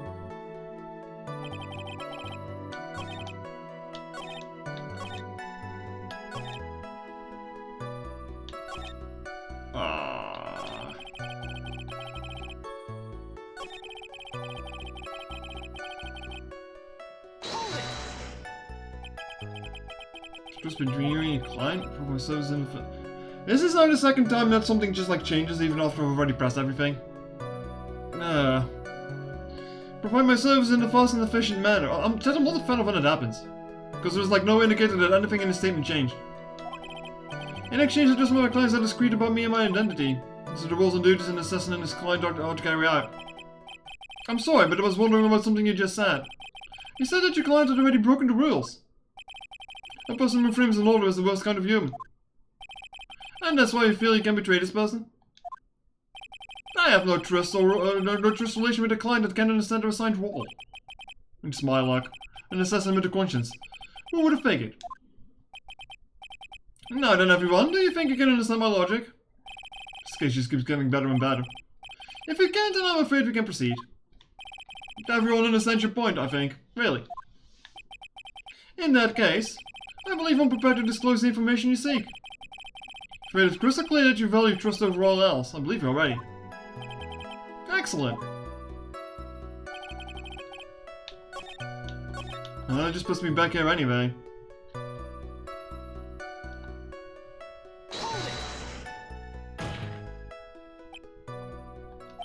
What is it? Now I can bring myself to ask the client's name. If you can't ask him, Mr. Wright, then I will. Witness. What is the name of your client who requested the murder of Mr. Juan Corrida? That person's name is... Adrian Andrews. What? Huh? Last statement changed to factually different words. Witness. That is not what you told me it was earlier. Pray tell, what are you talking about, Mr. Prosecutor? I should think I know my own client, and it is Adrian Andrews. What? What the hell is even going on anymore? This can't be! On the phone earlier! What's going on here? I guess that Mr. the Killer just stabbed Mr. Edward in the back. Stabbed Edward in the back? I'm sure in order to get an audience with the court, Mr. the Killer told him a different name. Matt Engard, perhaps. I knew it. Objection! This is outrageous! I was deceived! This witness is telling a very serious lie. But you were the one who summoned this witness. Ah. Yo, Shelly the killer. My testimony is the truth. The defendant at the moment is Matt Angard, am I correct? All I wish to do is help procure his acquittal. Wow. All of a sudden it feels like we can actually win this. Yeah. This prosecution has failed to provide the motive and has instead provided the suicide note, which is forgery created by the victim. Furthermore, this is a possibility the defendant himself knew it was fake. But most definitive of all, we have heard from the assassin himself the name of his client. Mr. the killer's client who requested the murder was not the defendant at all. No. With all this evidence, it's obvious to me that this means that Mr. Matt Angard is innocent. I seem to have caused you all a bit of confusion. Please continue your discussion and call me when you have reached a verdict. Bailiff, please bring Miss Adrian Andrews in immediately. What now? With the way this is going, Angard will be found innocent. This may be your last chance to save Maya. Yeah, but that's which is why the killer was lying. And Angard, my client, I know he's guilty. Can I live with myself if I win this? No. Who would have believed that the prosecution own witness would have absolved the defendant? Your Honor, the prosecution requests permission to further question the witness. Shelly the killer is lying, is certainly lying under oath. It wasn't me. Listen, everyone, please. The testimony just now was all one big lie. Miss Andrews, the suicide note may have been a fake, but that man, Matt, he's the reason Celeste died. And the one's dead. It was all because he got pulled into Matt's twisted world. The testimony just now, you have to believe me. It was a horrible, horrible lie. But Mr. the killer himself has testified. He has named you as his client. Oh, that's not true. Also, there's quite a bit of evidence that points to you. The knife and the button, don't like the Nickel Samurai costume. But that's... You even have a motive. You know that Miss Celeste Impex was a large part of your life. You wanted to follow her, and you wanted revenge against the two who hurt her. I would say we have plenty of reasons to want them both dead. No. Mr. White? You know the truth. Tell them. Tell them the real story, who the real killer is. Tell them. Please. Help me. Yes, I know the truth. Mr. White. Yes, Your Honor. I believe we've reached the end of this trial. I'm just gonna put story mode and see what happens because I'm not sure if we need to make a decision here or not and like fuck me over somehow. Therefore, I ask the defense for any final words or opinions. I have to decide. Do we take the not guilty verdict and save Maya? Or do we throw this chance away and wait for Gumshoe's new evidence? What am I supposed to do? Request the trial continues. Phoenix. I can't do it, Mia. I can't accept the not guilty. You're a liar. I know. But Matt Angard is a killer, a murderer. I can't let him get away with this. I can't let someone else take the fall. If I let Miss Andrews be convicted, then I'm no better than Angard. And even though I don't want to admit it, I have to face the fact that it is because of Veteran that I now know the real truth. He could have gotten Angard convicted so many times over, but he never took a single one of those chances. If I take this verdict right now, that'd be betraying his trust. His trust? I never thought about it until now. I trust him? Yes, you do. Mr. Wright, your opinion, please. I'll tell you when to split. There is a split in this? Oh, fuck no. The defense requests that we are allowed to be further questioned with Mr. the Killer. I'm hearing you correctly, Mr. Wright. Right. But... The witness has cleared your client through this testimony. Your job here is done. I'm not done yet. To see through witnesses' lies and find the truth. That is my job, Your Honor. Still no evidence to look at. And I'm sure that once these pieces arrive in this very courtroom, a miracle will occur. Very well, the trial will continue. Mr. Edgeworth, please re-establish connection with Mr. the Killer. Right away, Your Honor. Has the verdict yet been reached? Before that, we would like to talk with you a little more. About? All you needed from me was the name of my client. What else could you need from me? Well, actually, we would like to hear everything you know about this case. That is how things are. Usually done. What's he talking about? Usually done? But which I haven't testified by now. Mr. the Killer, if you don't mind, please testify about your client in more detail. Your legal people and your procedures. Is it anyone who no one likes to go to court?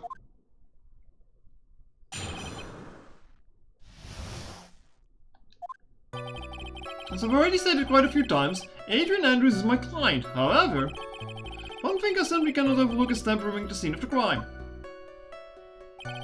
My client did it to frame another for the crime, while pretending to be the first person who discovered the body and entered the scene.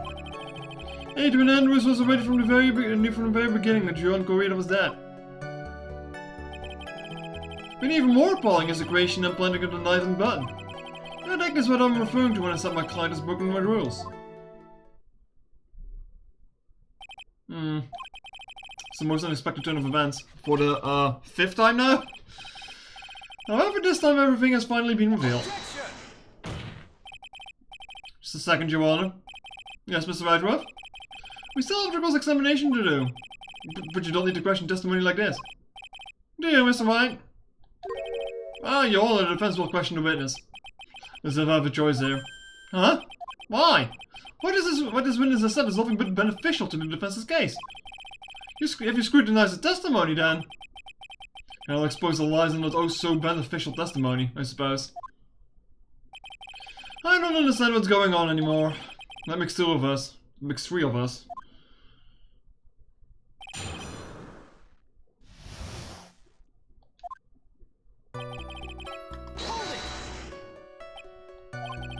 What is it, Mr. Wright? If I'm pressing the wrong way, I might raise suspicion on his end. But I have to do something to waste more time. Witness, about requesting a hit. Yes? How much is your fee? I see you're also quite a dark-hearted man, Mr. Attorney. Huh?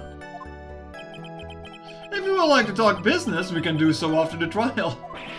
No. I'm not thinking of hiring... Mr. Wright? Yes? You want to kill me? You want me dead, don't you? What? Why would you think something like that? Your Honor.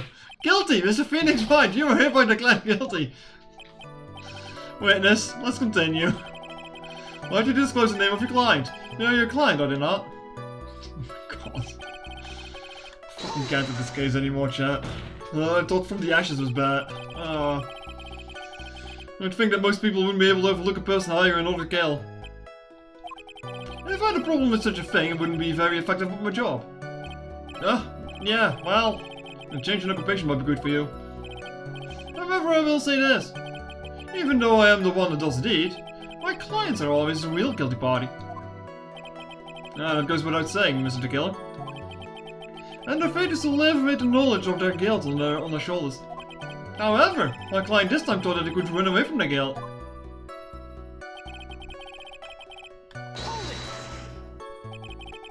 Are you talking about the button and the knife? Yes, they're my business card. Oh, this card. So that no one has to waste their time, including the police. I always make it a point to make things as easy as possible. You try to make things easy? My business card makes it very easy to identify who will carry out the service. He's pretty devoted to his work. But to disregard everything and to go and stab the deceased with a knife. And even hide my card from sight. That is something I cannot overlook. It's really hard to tell if he's being truthful or not without him being here. Well, there's a lot to go through here. So you're saying most clients wouldn't do such a thing? That's correct. Usually most people try to create an alibi for themselves. If you should use my services, Mr. Attorney, I would suggest you plan your alibi too. No, I already told you. I have no intention of using your services ever. Why does he keep looking at me like I'm the one on trial here? From the very beginning? That's correct. From before my client visited the room. All of my clients know precisely what the situation is at all times. I wonder if that's really true. That's odd. Why is that odd? So why do you think your client did that? What do you mean by why? Well, fiddling around at the scene of the crime is pretty risky. And why would someone who has requested a murder to go to the crime scene anyway? That's true. I assume it was probably done to free Mr. Vanguard. If that's the case, then why didn't the person just request that you do it? Sorry, that is not possible. My job is to kill, that's all, and to leave my business card behind, naturally. My business card is so my clients may escape blame. To protect them is my duty. Even if they say it's for revenge, setting someone else up to take your fall.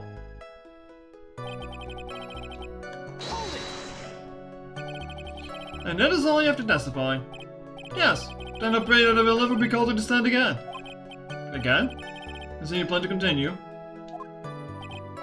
I miss, as I've yet to find a person to take my place and become the fourth successor. Actually, how would you like a new life, Mr. Attorney?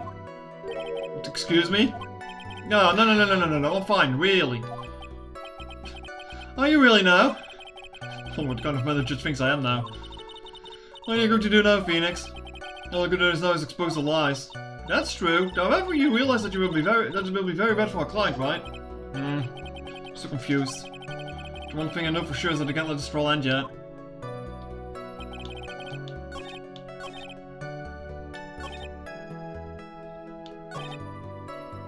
I think there is something with this one, but I'm not entirely sure what.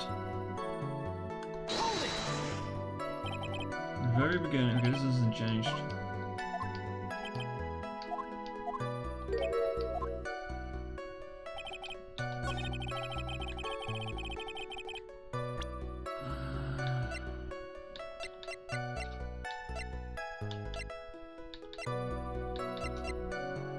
Because of the card? Look, I don't want to take any risks, so I'm just gonna do this. Objection! Why? Why do I? Thank you so much for taking the time to testify, Mr. the Killer.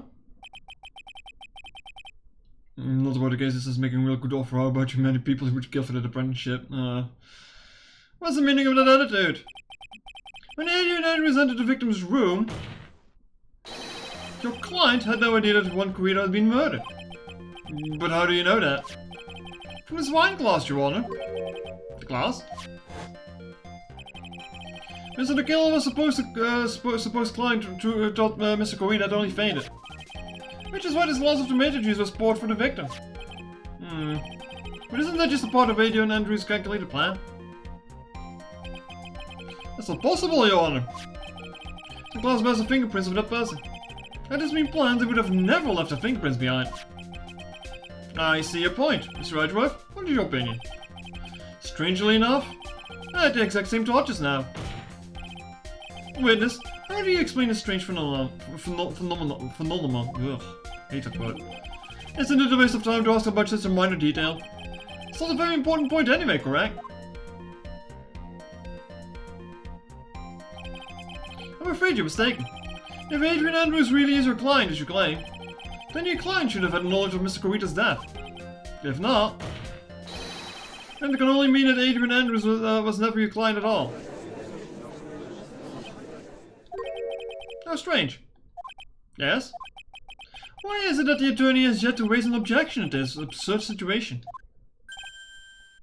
Phoenix, if the killer figures out what we're up to, we're in real trouble. Yeah, I know. Objection! Mr. Ridgeworth, I'm surprised. You know you can't say things like that without any evidence. Ah, sorry. Well, that was an awfully weak objection for the two of you. Yeah, anyway, I'm positive there was a contradiction in the testimony. Prosecution requests further testimony concerning when the request was taken. Very well.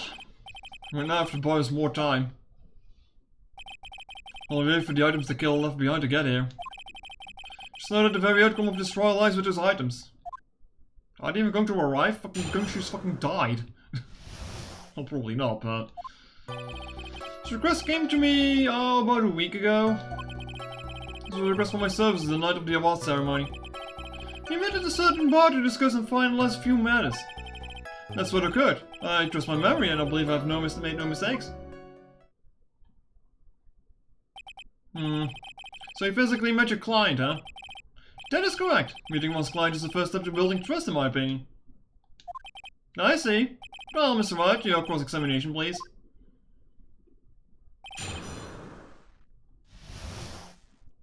At this point, I'm just afraid of how much more convoluted the third game is going to get. 1 week ago, are you sure? Yes, I'm quite sure. I, of course, had my own preparations. And was barely able to finish. When you request my services, Mr. Attorney, I hope you all keep that in mind. Did Francesca put a tracker on Go's shoe? Yeah, she did. Yeah. Please stop. In any case, my client this time had a very specific date and time in mind. Specific date and time? Actually, hold on a second. No, I don't have anything that points at that, so I couldn't have shown that off when he fucking died. Maybe I should have shown Francisco off. Specific date and time.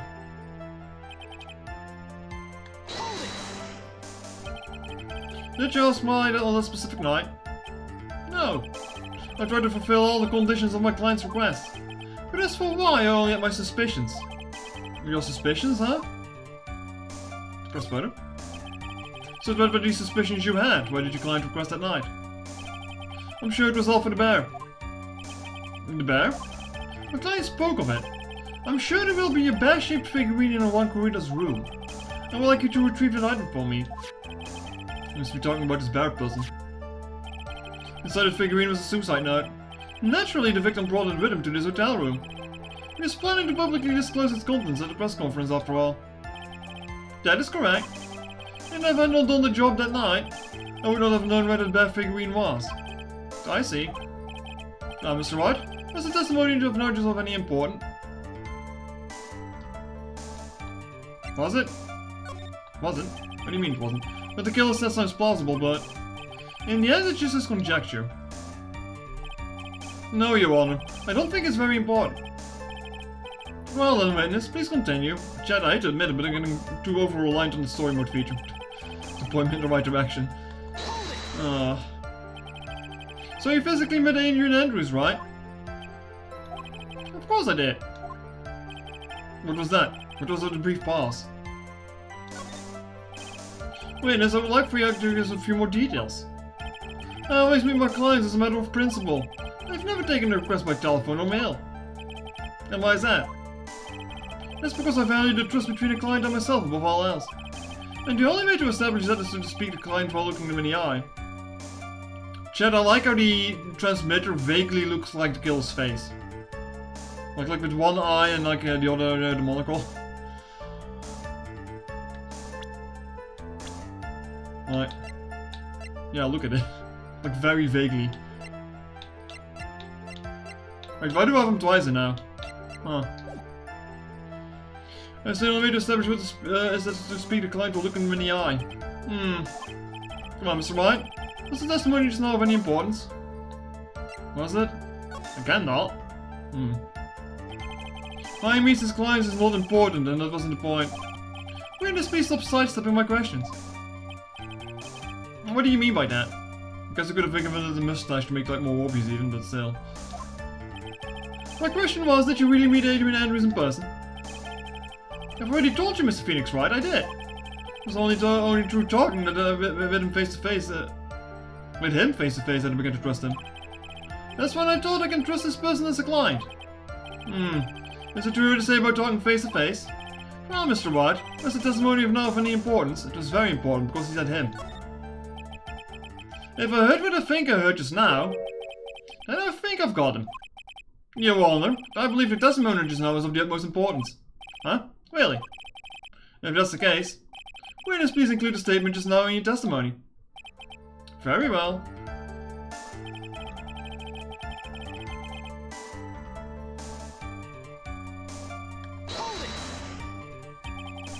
But as we now know, that's not how it turned out, correct?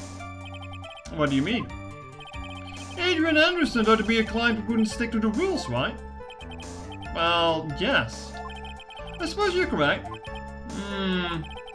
So I'd like to check one last time. Are you sure your testimony is accurate?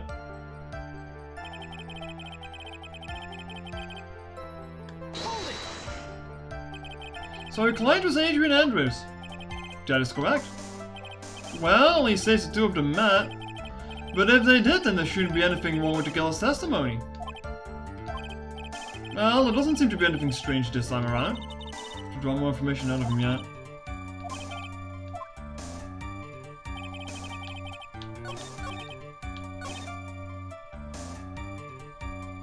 So you want me to present something here, huh? But what exactly?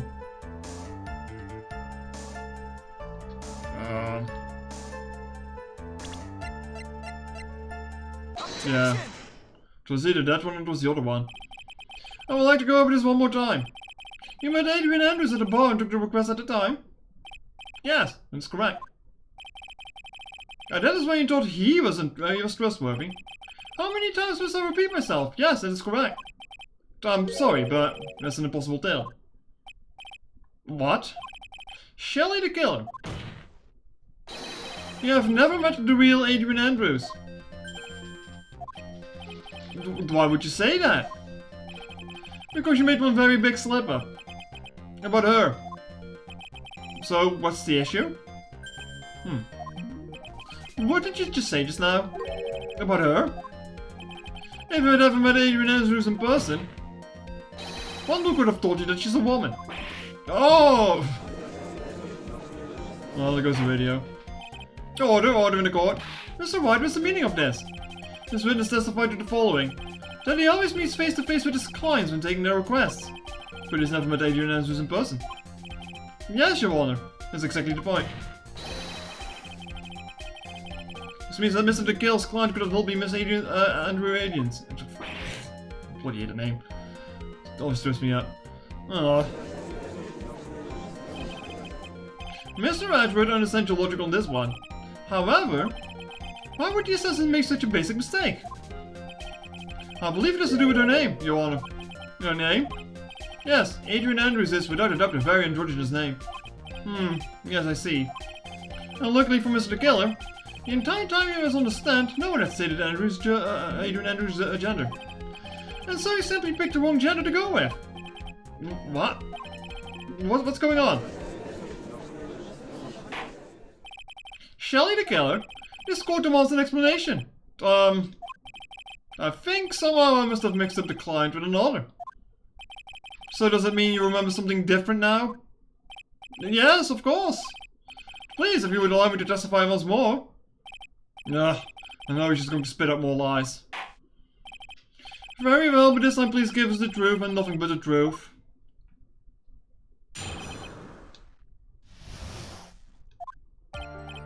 Yes, now I remember, I took that request by email.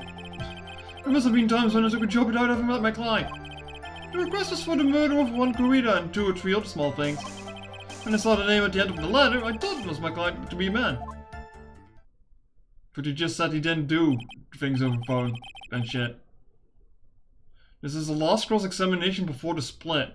No, oh boy. He didn't mention anything earlier about the letter in his testimony. Which means he's definitely lying. Be careful, Phoenix. If we break the assassin's testimony completely, it's over for us. I know. Can't make him suspicious, but I think we're okay, like we can do this. As long as he's standing there across from me. No matter how strong of a punch I throw, I'll counter it. Maybe we should just like open up the guide for that then in case I fuck up. Because I don't want to fuck up anything and like be stuck like down a bad route or whatever the fuck. Which I might already have fucked up anyway, but you know, since I'm looking at the guide anyway, what the hell did you want me to present with Edward there at the end? Gumshoe had only a weight of evidence. Yeah, okay, you had to show from Carmen's profile picture. Oh. I might already have fucked up.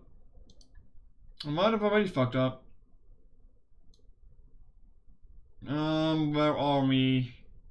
Taking request part 2.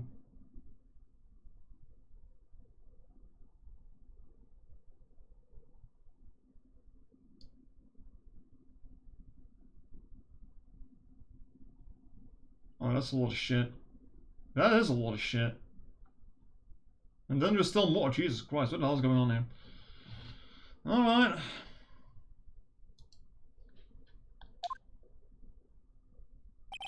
Look, I'm not looking to getting a bad ending here and doing it all over again for a good ending, so, no.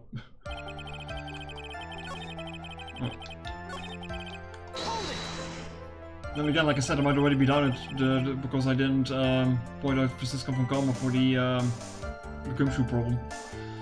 Didn't you just say that you always meet your clients? Yes, I suppose I did say that. However, there are some clients for whom a meeting simply is not possible. But didn't you meet your client this time? No, I did not. Oh, come on now. Let's stop with this game of cat and mouse. Using your silkiest voice is not going to work on me. Alright then, just cough it up and confess.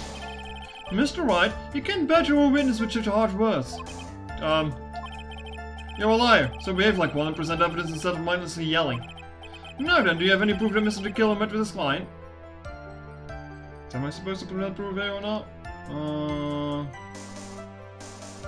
Doesn't look like it. I don't have any proof. I'm sorry, Your Honor, unfortunately I don't have any proof. I see. Then your line of questioning was just another waste of time. Sadly for us, Your Honor, as the nature of right and wrong.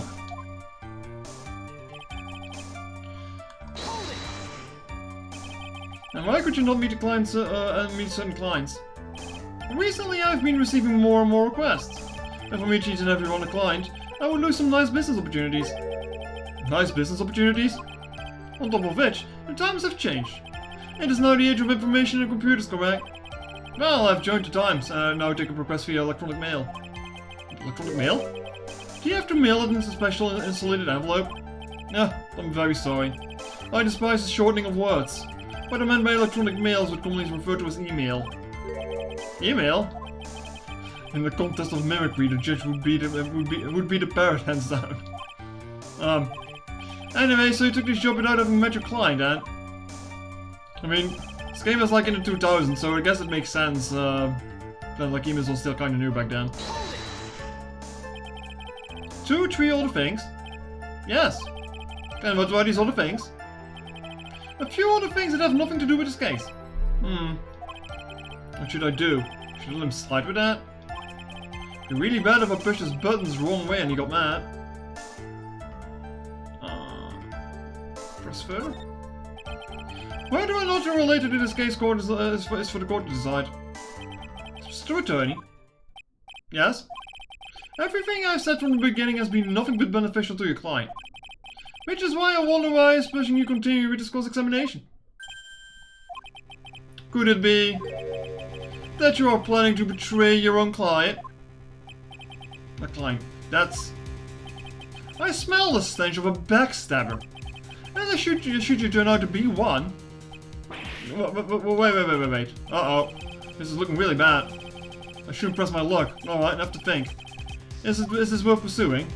Let me check what the guidance is in on that.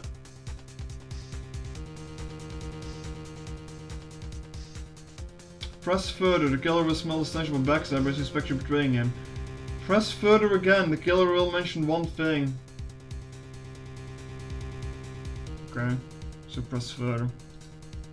I'm sorry, I'm just like using the guide for this again, but like I said, I don't want to get like a bad ending or whatever the fuck.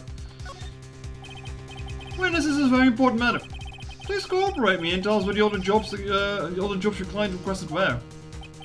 If it's really that important, I suppose I don't have much of a choice. The bear figurine. The bear figurine? After the assassination of the target, there was a find that figurine. I was told that this job is just as important as the actual killing. And where was that figurine? It was inside Mr. Kurita's suitcase. And then what did you do next? I handed it over to my client right away. You gave it to your client? Interesting. This information certainly sounds important to me. Witness, please include what you just stated in your testimony. As you wish.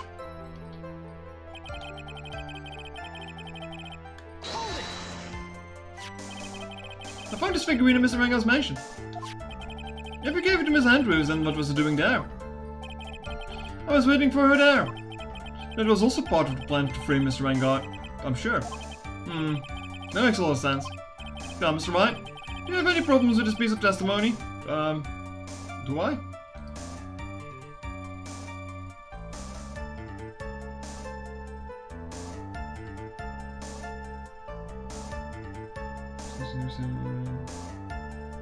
You the percentage. Okay, understand. No, I guess I don't have any objections. No. It's no use, as long as I can put my finger on the central problem. Imposing this witness would be extremely dangerous. Guess Mr. Wright has no problems. Well then, witness, please continue.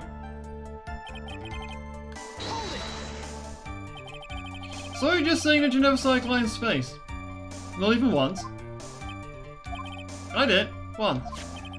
It was when I went to give my client a figurine. Yes, I see. He's wearing the suit then though.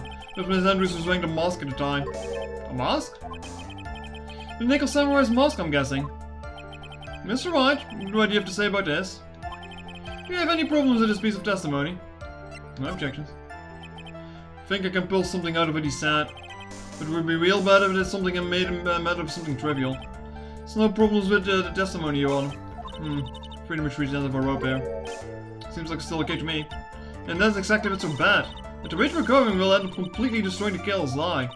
If you do that, you already know how serious of a situation that will put us in. Oh yeah. All I can do is now is pray that this items reaches in time. Okay, so I wanted me to present something here.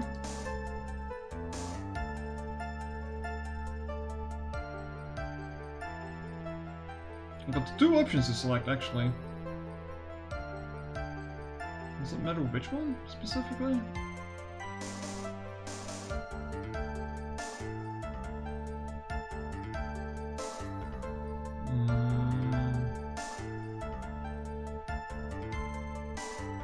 Yeah, there's like two things you can present here. Kind of funny. Kind of funny you can present two things here for once.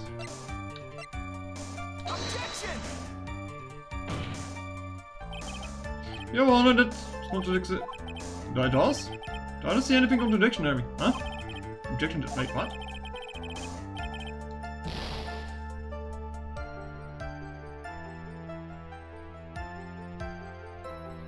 That's the wrong one. Oh, right, it was the wrong one. God fucking damn it. Long please receive the bad figurine and give it to Andrews. Yeah. Whoops. Here's as a guy who still fucked it up. Good job, me.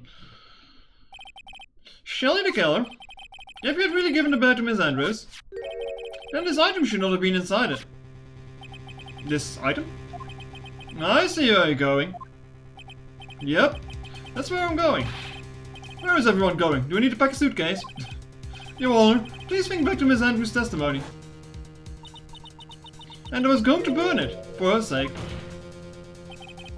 If even for a single minute. This bear had actually been in Miss Andrews' hands. I'm sure she would have taken the suicide note out and burned it. Order. So that's where you two are going. So by the very fact that the suicide note was still inside of the bear, it tells us that your client didn't know how to disassemble the puzzle. Which means... It means, Your Honor, that it is impossible for Alien Andrews to be the client. Oh ho! Order! Nah. Mr. Phoenix Wright? I'm sure I mentioned this before. How I hate traitors above all else. I think your cross-examination has clearly demonstrated something to me. You must wish to break your end of our agreement. Oh, that's enough. If that's your intention, then there's only one thing for me to do. Wait, please. Gentlemen and ladies, please excuse me. I have a murder that I must attend to. No, please. Not that, please wait. Mr. Attorney, bring this trial to a speedy end, and I may stay my hand, otherwise... What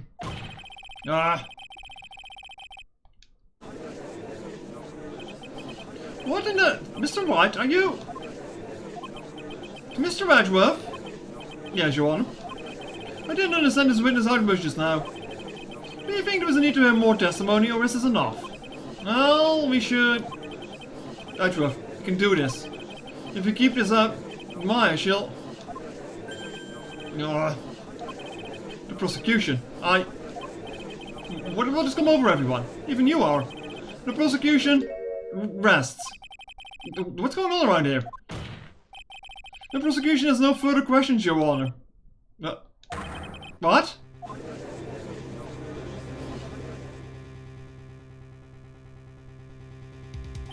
Well, I never thought I'd see today. This is a most unusual situation. If the prosecution rests with no further questions, then the prosecution has failed to uphold its stance.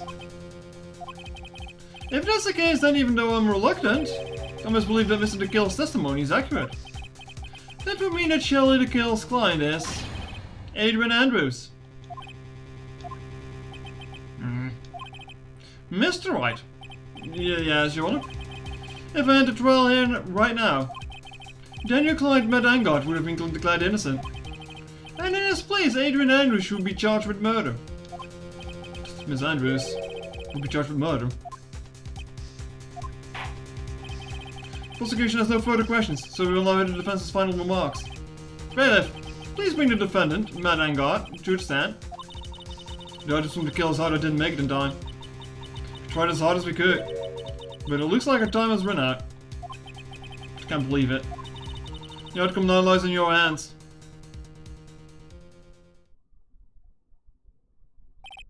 Dude, did the old guy finally decide? To be honest, I can't think if he is truly innocent or a good person. If done enough, you'd have enough to drive a woman to suicide. But, at least on the charge of murder, it would appear you're innocent.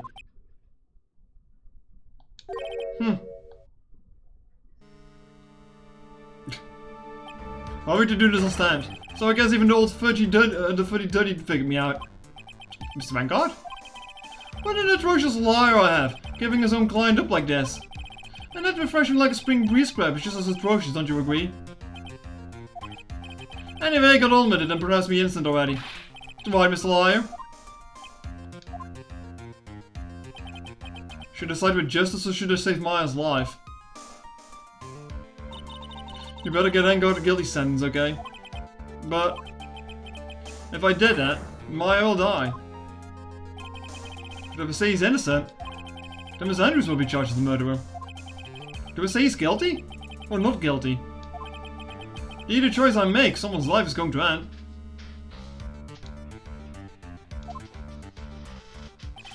It all hinges on what I choose. Alright, Mr. Wright. Let's hear the defense's final statements on this matter. If the person who hired to assassin was Adrian Andrews, then your client, Mr. Matt Angard, is innocent. There's no need to ask, old man.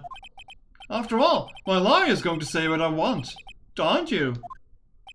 Right. I can't do this. But I have to decide something. I can't count on the evidence to help me anymore. I have to listen to my heart. My client, Matt Angard, is... I mean, I'm pretty sure you're gonna have to say guilty here.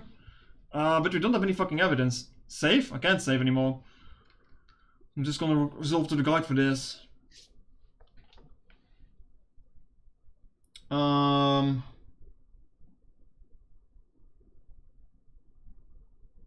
Either you declare guilty... wait.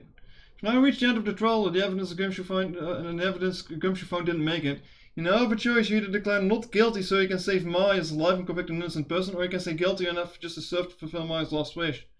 To cost of her life. When you ask about the client's guilt, you make a choice and objection. It doesn't matter. From here on, you're going to go to different endings, good ending and a bad ending. If you want to see both endings, I highly recommend that you see the bad ending first. Here are the requirements for the bad ending. Revert the part where you're going to possess... Hold on a fucking moment, what the hell is this nonsense? Why do you have to make this complicated? Just give me the good ending. Here are the requirements for the bad ending. How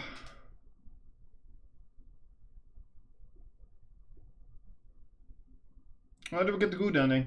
I want the bad ending.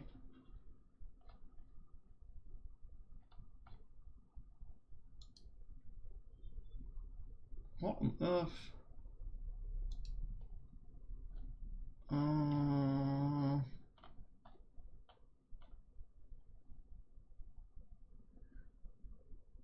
It only tells me how to get the bad ending. I don't want to get the bad ending. I want to get the good ending. What is this nonsense? Why is this guy telling me how to?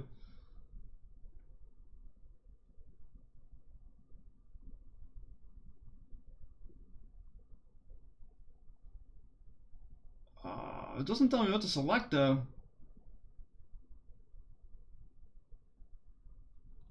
Or doesn't it matter what I make a choice here?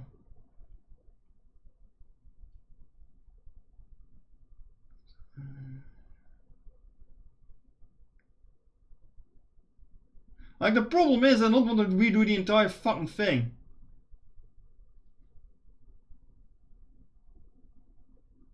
Why is this written so confusingly? Like it only tells me how to get the bad ending, it doesn't tell me how to get the good ending. What nonsense. The bad ending is funny in the original localization, don't know if to fix the type or just do the opposite of what the bad ending guide says, it doesn't matter. I guess. Try to present something, present something other than Shelly Kills profile, anything else than that. But it doesn't tell me if this choice that I have to make right now matters. Like, I don't think it does. This is so weirdly written. It's just like guilty, I guess. Yeah, it doesn't seem to matter.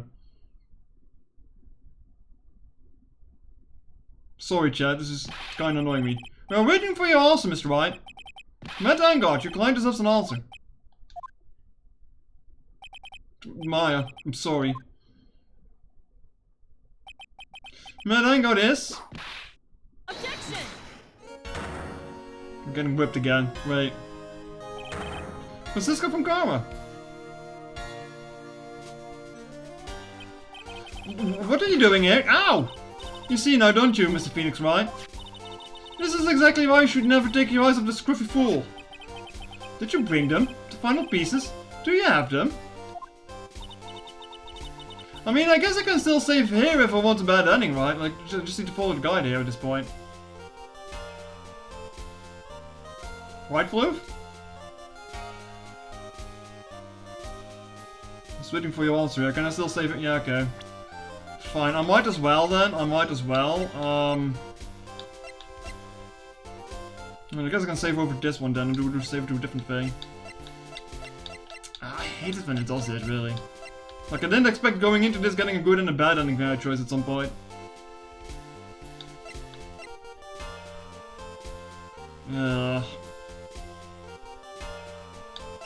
Save him too. Fine, I guess we get the bad ending first. I hope this doesn't take an additional hour and wreck my voice, but hey. You should know better what to ask that, Mr. Miles Edgeworth. Von Karma is perfect in every way. The evidence is here in perfect condition. Don't worry about Scruffy, he's fine. And his injuries are minor.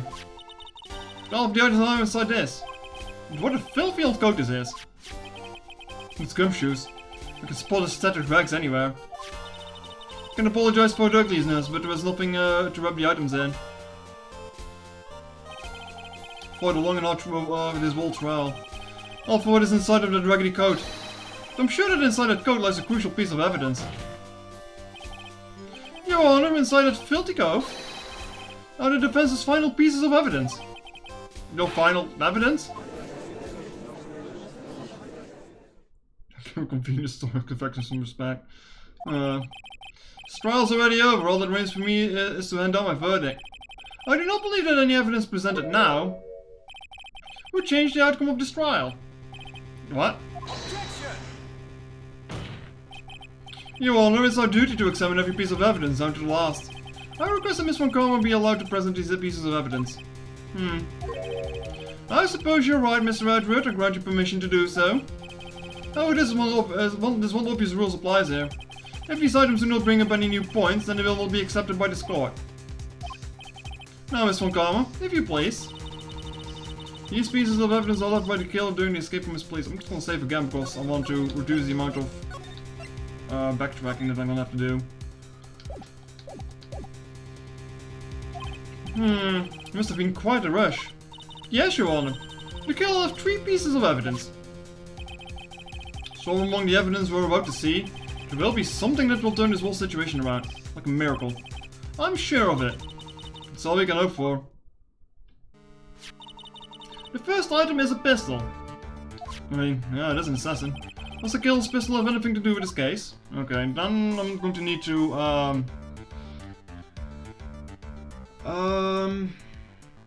yeah, the requirements for the bad ending. Have you got the part where you're going to present something all... Wait, no, it's...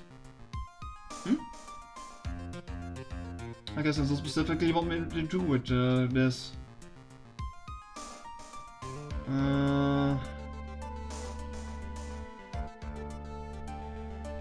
I mean, the gun wasn't used in the case, so it wouldn't make much sense. Question for details. Does this pistol have any relation to this case? We have yet to perform a ballistic test, so I can't say anything for certain. However, I believe it has something to do with this case. At least with me. Yeah, you got shot with it. That's the pistol that you used to shoot you, isn't it? That's what I believe, yes. Oh. I kept the bullet removed from my shoulder as some sort of memento. I'm sure it will be an excellent sample for the test.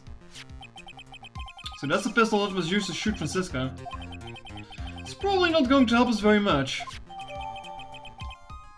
Small caliber pistol, alright. Same spot as Daddy? Yeah, true. Actually, that is true.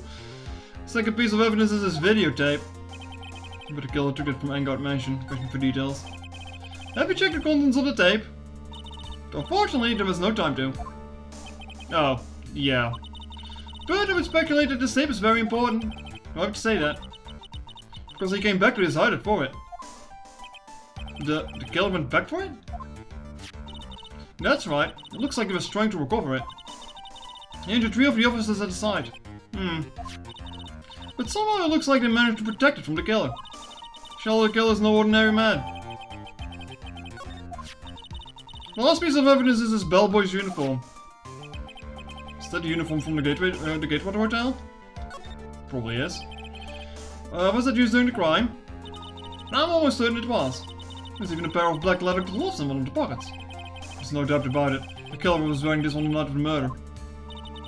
There's one thing I find interesting about his uniform. And what is that? There's a button missing on his uniform. A button? It's a very unique button. I'm sure if we were to recover it, it would provide us with an interesting clue.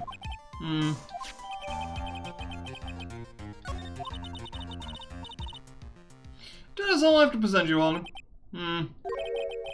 Just as I thought. And what is it, Your Honor? I'm sure that in normal circumstances, these items from Shadow Killer's hideout would be very important clues. However, my question is not who did the killing. It is, who is the client? Yes, that's correct. And these 3 items do not tell us anything about that. Thank you for your hard work, Miss Von Karma. You may step down now. Wait, Your Honor. Please allow me to examine this new evidence. Overruled. This court already has all the evidence it needs to hand down the verdict. Wonderful. Absolutely splendid. This judge is such a brilliant man, isn't he? Is this the end? Oh, I guess this is where we're safe, isn't it? Let me check.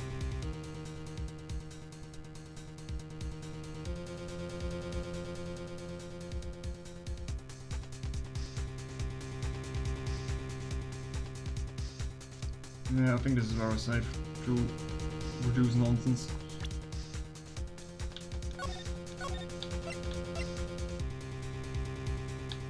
Oh, let's stop in tree just to be sure. I've never used any other save files in this entire game, and I'm just like kind of using them wildly. This is the end. Phoenix. I knew it. There's no such thing as a miracle in this world, is there? I think you're wrong. I think they do exist. But you have to make that miracle happen. You've come this far. You can't give up now. But, no matter how you think about it, it's... Try, for my sake. Just think about it for a second. There are 2 ways out of this situation for us. 2? The first Make Vanguard wish from the bottom of his soul for a guilty verdict. Hmm? The killer will always place his client's wishes first. If Vanguard himself wishes to be convicted, then he will let his hostage go. That may be true, but it's asking me to do the impossible. The second way, force the killer to end his contract with Vanguard. If the killer will no longer think of Vanguard as his client, then he will not let Maya go. Mia, it's even more impossible. He's a man who values his duty towards his clients above all else. I know both of these seem impossible feats at first, but you could make either one happen. It would truly be a miracle. The bigger problem is, the judge has already said he doesn't need any more evidence. The pieces he has shown, he's not accepting them. Phoenix, things ring true from the other side. Isn't that what always has worked for us? The other side? Wait, does she mean? You mean to turn things around? Phoenix, the judge says he doesn't need the evidence. If that's the case, then who does need it? The person who needs the evidence. The defense, prosecution, and the judge, we all have seen the pieces of evidence. And that's how I've come to the truth. But there's one person who needs to see them all. And that person does not know the truth. That truth, it may be what will bring about a miracle in the end. There are no objections in this time, correct? No, then I should pronounce my verdict. Why don't we all respectfully sit back and listen, kids? Objection! I've already told you, Mr. Wright. This court does not need any more evidence. I'm not saying it doesn't need the evidence, Your Honor. Yeah, I know I keep doing this, but like I said, I just want to reduce how much I need to backtrack through if I do go for the other ending. Then you want to show the evidence to that person? Yes, Your Honor. Please, Your Honor. Mr. Wright, for you to ask with such passion, I will grant you one chance. One chance. Please show your evidence to who you think is the right person. It's impossible to turn around the situation in one try. One try, that is all I will permit. I have to try to remember everything that has happened up until this point. Think, Phoenix, think. There must be a way to save Maya while taking Vanguard down at the same time. Now then, Mr. Wright, let's not waste any more time. Who would you like to show evidence to? Okay, so the question here is...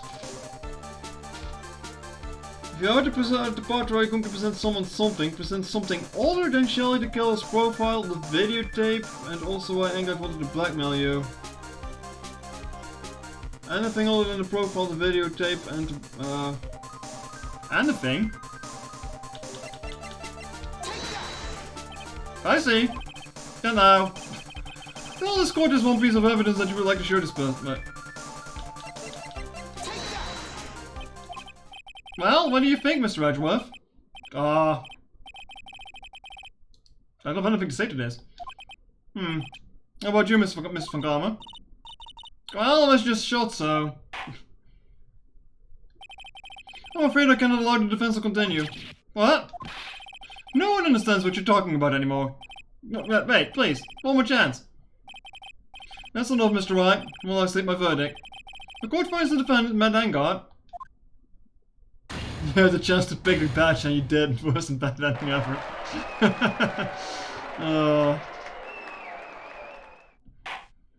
Yeah, I really should have, huh? I really should have. That's all, this court is adjourned. I don't really think of the badge as an item, really, because you just kind of always have it and like you barely use it. It's like that the case came to an end.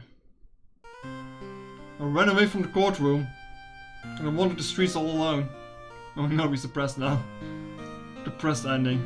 I never saw Maya again. The killer was a man of his word, so I'm sure he released her as promised. I heard the verdict of Miss Andrews' trial a few days later. She was found guilty, of course.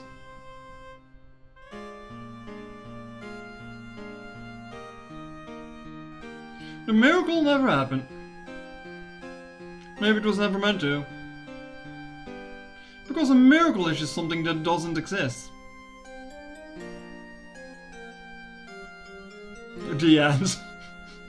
Damn, just like that. Okay. That's very short. That's very short.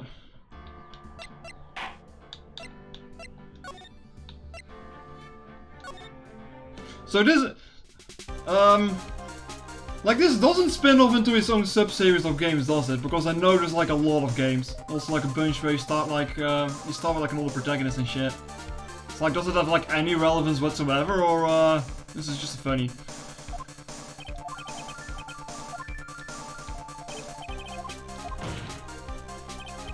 Please, Your Honor. Show you evidence of it, okay. It's impossible. Like, I know one of the games is like a little kid, and another one is, you play as Edgewood himself. Spin-off still have to do together. Okay then. There's like a lot of games in this series. Like, a lot. I don't think I will get to all of them. Who would you like to show evidence to? Okay, so what do you want me to pick here then?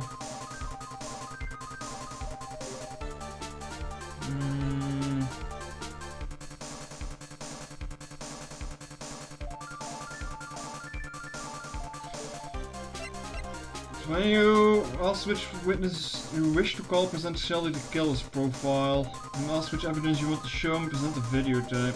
Okay.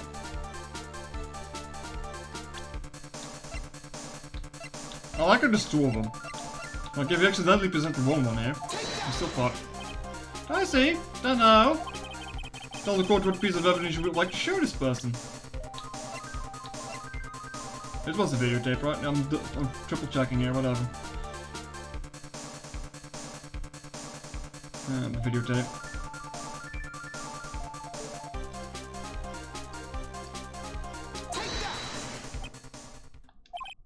Well, what do you think, Mr. Edgeworth?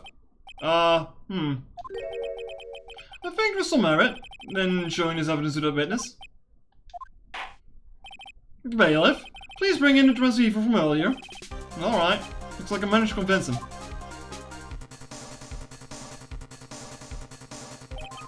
Maya, she's okay, right? Didn't I tell you to concern yourself with bringing about a speedy end to this trial? For 2.5 hours, it surely isn't speedy. Now, if you understand correctly, you wish to show me one piece of evidence? Yes, one is all I need. Here I have a videotape, just find out your hideout. I heard you injured 3 officers in your attempt to get this back. That was most regrettable. However, it was an order from my client. I was told to protect that videotape. I thought so. I'm afraid I seem to have failed in that regard. Do you know the contents of this tape?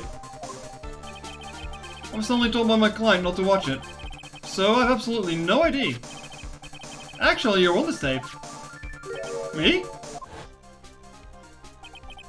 There was a video camera hidden at the crime scene. Points out the bear in the room. The actions were being recorded. What? Is that true, Mr. Wright? Well, who was it that planted that camera? Well, the only person who could have placed a camera at the scene of the crime would be your client, naturally. That was Adrian Andrews. Be quiet and listen, Your Honor. Yes, sir. Your client specified the place and time for you, right? For you, isn't it right? Honestly, I thought the way of the bad ending was like way worse to get. Like I kind of thought like I fucked up something along the way already with not finding, or not pointing Francisco to Edgeworth. So it was kind of wordy for no reason. That stuff was already like kind of messed up. But no, it's a very simple change in the end there, is it? Yes. I just said I could film you. I had no idea. Mr. White, why would my client do such a thing? You were worried or two? Yeah, you said that I shouldn't save anymore at that point. Also, I'm kind of worried, so. But it's fine, Floof. I know you mean no harm with it. I would like to know why. Why did Matt Angard film the crime scene? The reason why he did is that's my ticket out of this whole mess. It's only one reason why a client would film the crime scene. They wanted to get this. They wanted to blackmail you, they didn't push your scales. I assume it's the blackmail option. I'm gonna... Yeah, I wanted to blackmail you. Okay. Let's make double sure here. I mean, it's like the only obvious solution here. Your client once told me something very interesting. Yeah, we were talking about you, and this is what they said. But I'm no weakling and don't believe in anyone. At least of all assassins. Oh, come on now, Mr. Wright. Assassins aren't above blackmail. Yes, that's where the video comes in. With it, I can keep him at bay, and even blackmail him if I want. Your client didn't trust you at all. They were thinking of using this video to blackmail you. What do you have to say to that, Shelly the Killer? No.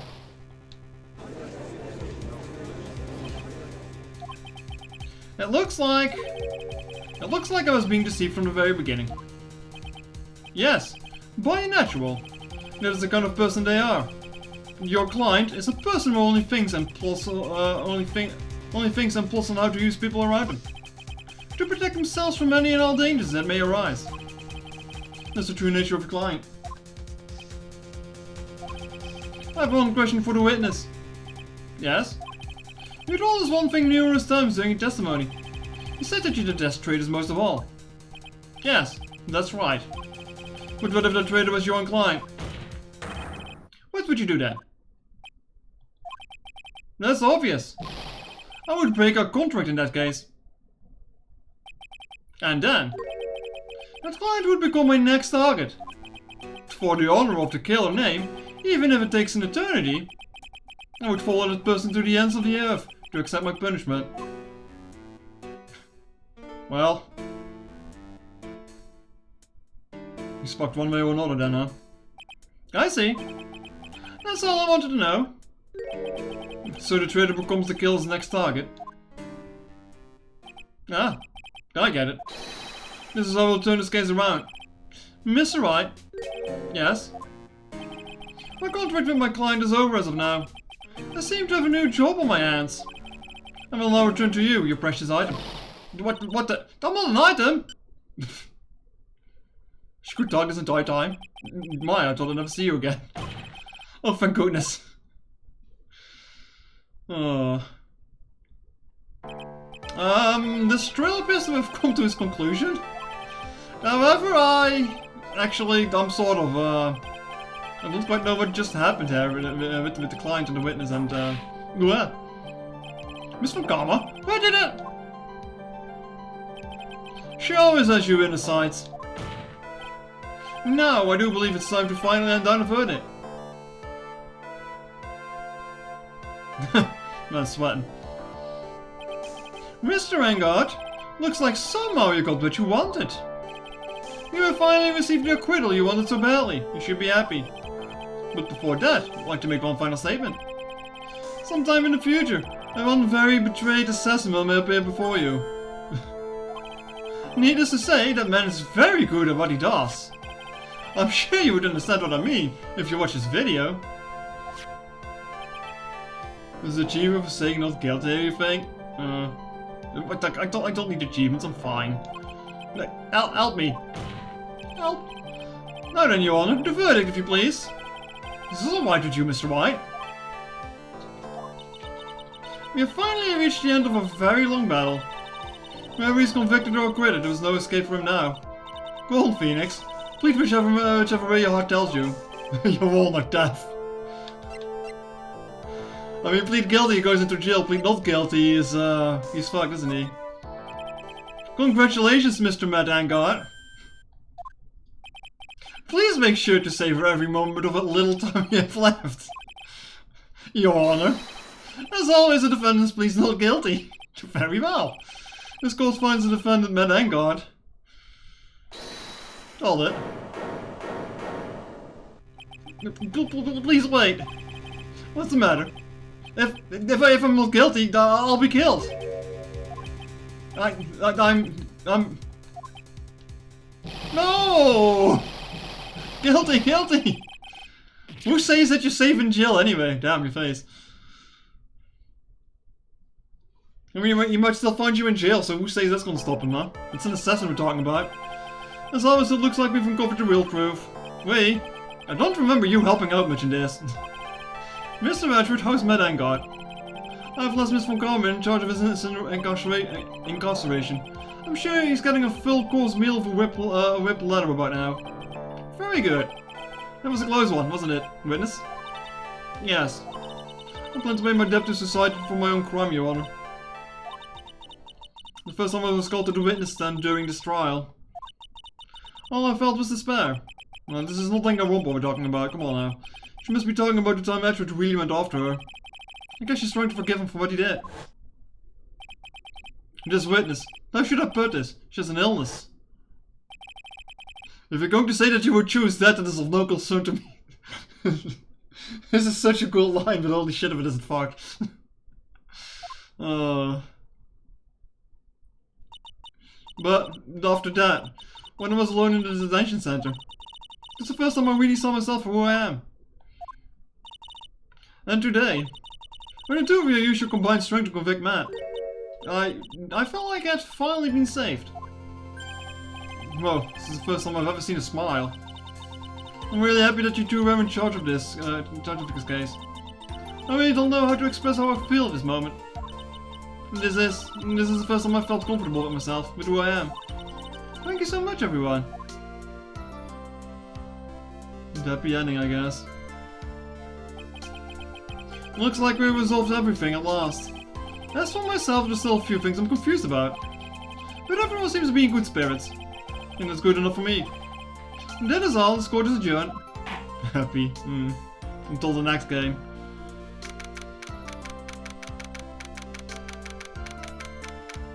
I mean, it was not as long as From the Ashes, but man, it still was a court case. You're great at that, Phoenix. But the editor was right, wasn't it? It's the first time you've not gotten your client off. You got him a guilty verdict this time. But you have to look past all of that to what's really important. You know, I realized that there was something more than just getting him not guilty, right? Yes, I understand now. Phoenix, think back for a second. Think back to the moment before Miss von Karma arrived with the final pieces of evidence. Think about the incredible decision you had to make. Now then, Mr. Wright, let us hear the defense's final statement on this matter. Can't count on the evidence to help anymore if listen to my heart. Should I side with justice or should I save Maya's life? My client, Mad Angard, is... I did say guilty. Is he guilty? Or is he not guilty? Those were your choices then. And your answer. I also spoke about being a liar means to you. Right. Edgeworth? I have good news. Maya's now safe in police custody. Really? Well, you're telling us the truth, right, Mr. Edgeworth? She immediately snapped back. Yes, she's quite safe. She's on the way here as we speak in a patrol car. Ah, Mr. Maya is safe. You did it, you really did, Miss Nick. Oh, she pushes deceptively hard for a kid. I believe in you. I kept saying to myself, Mr. Nick will save her. Mr. Nick will save her. Thanks? Oh. What's wrong? Miss von Karma. About earlier, thanks. Ow! Why are you still smiling, Mr. Phoenix Wright? You lost. Your perfect win record has now been crushed. And yet, you're still happy. It's called living in a clean environment. I don't think you'll ever understand, Miss von Karma. How dare you? Don't worry. She may in time. After all, I was like that myself until a year ago. Edgeworth? For my own personal victories and for guilty verdicts. Here's every dirty trick in the book, and so my win record remains spotless. But a man had paid and stood fast against that selfish me. I fought him in my usual manner when I tasted my first defeat. I don't know why, I just really like this expression of him. Felt like I lost. I felt I've lost everything because of that. I guess it's a charisma break, huh? And then it was Christmas. It's Christmas freak, yes. It was my turn to sit in the defendant's chair. And it was saved by the person I called my enemy. I couldn't forgive myself for all that had happened, so I left the prosecutor's office. And I left that note. Prosecutor Miles Edwards chooses death. As well as you should have. A prosecutor who ashamed himself of defeat should crawl into a hole and die. But that was not what happened. After I left the prosecutor's office, I finally came to realize something. And it was in that moment of clarity that everything began to change. What foolish nonsense. We prosecutors use anything we can to take the defendant. But every time we did so... No matter how desperate the situation, instead of giving up like most people, that man would hold strong with his unyielding fate. And then, before I knew it, I began to trust in that man as well. What? You trusted our enemy? It doesn't matter how many other tricks a person uses. The truth will always find a way to make itself known. The only thing we can do is to fight with the knowledge we hold and everything we have. Erasing the paradoxes one by one. It's never easy. We climb and scratch for every inch. The ship is settling. Get out of here. But we always eventually reach that one single truth. I promise you. The truth. Yes, that's the reason why prosecutors and defense attorneys exist. But I'm sure you knew that already, didn't you, Wright? That's why you couldn't forgive me. This man who went into hiding. Isn't that right? This man who only had his sights set on victory. Who ran away into the night. Ah. Is Mr. Edward right, Mr. Nick? You really let me down. When you disappeared, I felt betrayed. The reason I decided to become a liar to begin with was because I believed in the things you said to me. All those years ago. And you betrayed your own words. And that's why 1 year ago... You can't just Phoenix with someone else on Mario what pulls right down your breaker higher. Yes, Mario, have you heard that? That's why 1 year ago I made up my mind. I decided that Miles Edgeworth knew I died. At least, that's what I told myself. You pathetic fool! Miss Von Karma? I don't want to hear the wretched whimpering of a disgraced loser. Von Karma is someone who is destined to be perfect. Miles Edgeworth, you are no longer worthy. You are no longer worthy of being a Von Karma.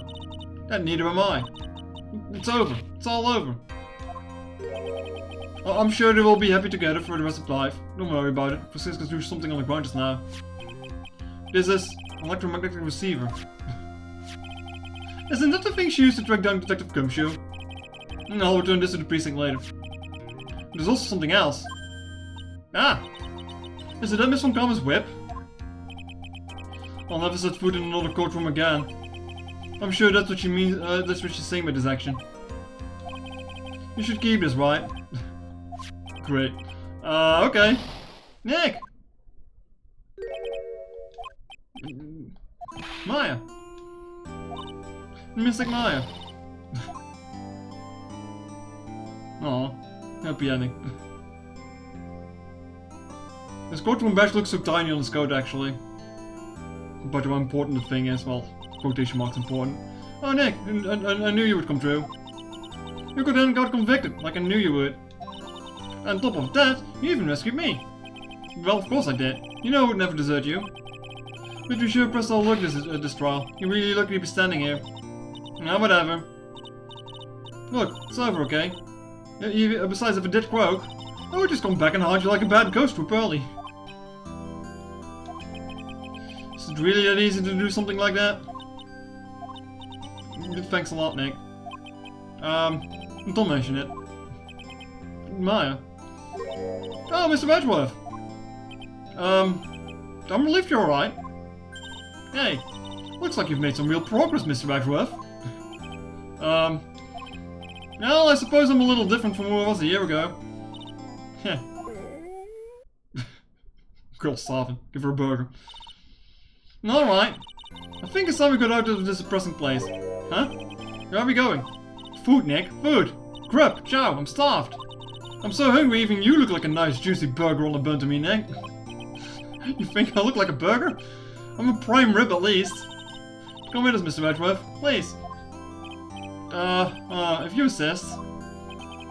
Alright, so how about you hit up our usual burger joint? Don't be silly, Nick. This game's messed up that awesome evening, and we got in the way of my gourmet food. So I've decided that we're going to have make it up by having another feast. Another feast? Come on, Nick. Food! And so his bank account is empty again. I sure hope it's new food. Hey pal, sorry to keep you guys waiting. Come shoot, are you right? Yeah, but I'm really embarrassed. I didn't think I would hit the telephone pole of all things. The telephone pole? Doesn't the red light have got him? You did it again, city boy. Felt like my dear old heart was going to give out on me, and it ain't joking. Why the fuck are you here? Yeah, it was more exciting than the very last episode of The Steel Samurai. Thanks. Now looky here, Mr. Snooty Prosecutor. Don't you reckon you bullied Mr. Wright too hard? If you don't start being a little nicer to him, you might just kick it. Tonight even. I'll keep it in mind. Well, come on now. Everyone get around. You're gonna get your picture taken by a genuine professional photographer. Looks like Lola bought herself a new camera. Well, pal, at least we can put this messy case behind us now. Come on, tonight's all about eating. So let's go chow down, pal. Aim to that, pal. Aim. You're not supposed to say aim, you're a swine maid. You know, when you think about it, we were the one who saved the day, detective. Me? You really think so? He's right. If it wasn't for the 3 items that you took, I think this trial would have had a very different ending. Well, you know, it's... Oh... Wait. That's all. When I went over the things from the killer's hideout, I was sure it took 4 things in total, sir. What? 4? Yeah, I'm sure I put one of the items in my coat pocket. It was a 4th item? Oh, come on, y'all, it's over. Hey, oh boy, I tell you, he really has something else. It was a 4th item. Between getting accused of murder and getting kidnapped. Never a dull moment with you, huh? Huh, you think? I hope she doesn't show up in the next day. Why'd you still look so happy about that? But being shut away for 2 whole days. Weren't you scared? Yeah, it was really scary. I felt so hopeless. So to keep my mind off things, I drew a picture. Sounds like you had a drop, gal. So, where's this picture of yours? Yeah, I want to see it. I want to see Mr. Meyer's picture. Looks like the 4th evidence, isn't it? You know, I don't think I know where it went.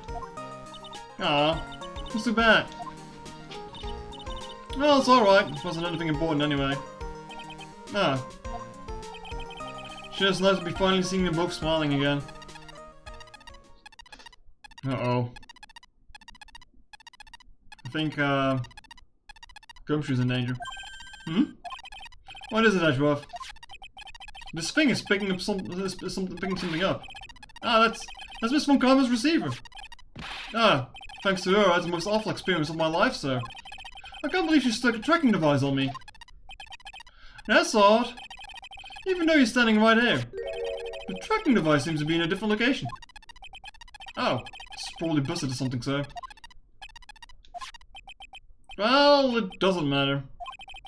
I'm afraid it's about time for me to excuse myself. Still have some work to do. Huh? But Mr. Edgeworth, you haven't even eaten anything yet. And you've eaten way too much, you glutton. It's fun tonight. Now, if you excuse me... Wait. What? I just want to say... Thanks, Edgeworth. You really saved me out there. If anyone should be saying thanks, it should be me, right? I feel like we're alone out in over here. I wonder if there's anything I can give him to express how I feel.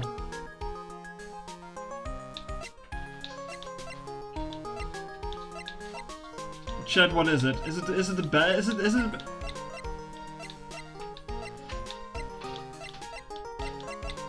You know what? I'm gonna double check this. Like maybe it's something else. Maybe it's not the badge after all.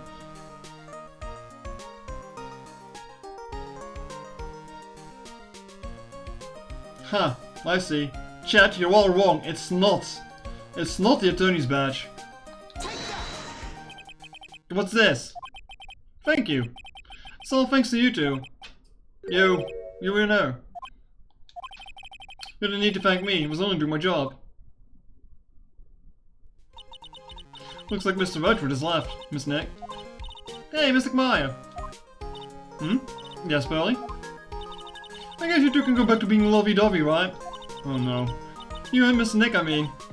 Pearly! Would you cut it out already? You're embarrassing me. Anyway. So who's paying for this lovely dinner party? As if you need to ask. Everyone say, thank you to Nick. Oh no. Huh? My man is perpetually broke. Ah yeah, I'm kinda at the point where I can't even buy instant noodles, pal. So kinda already put your name on the bill. Huh? Huh? Yeah, I got me a situation just like that myself. It's still a scammer shop. There's still a scammer shop in this hotel, you see. And I just bought myself this good old beauty here. It'd be better.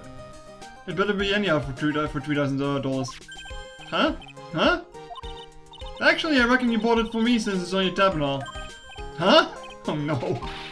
Isn't this great, Mr. Nick? No, not really. Man is going into fucking debt over here. Yeah, Nick. Why do I suddenly feel like screaming? No, you don't need to hold back now, yeah. Yeah, pal. Time to let it all out. This is going to be the first time I hit a real you. Go on, it's been a while since I heard you say it. I've been busy being a hostage and all that. Alright then, if you say so. Alright, roll credits. Well, that was the second game. The case is sure a lot longer in this. I guess the intro was really indicating that. You really came true for me, Nick. I had to hide that ladder, but I knew you'd find it. I really feel like I've been living on the edge lately. I mean, I've escaped death 3 times now. Pretty cool, huh? I feel like a pro. I swear Phoenix sounds like a different man when his lines on bit crushed. Fair enough.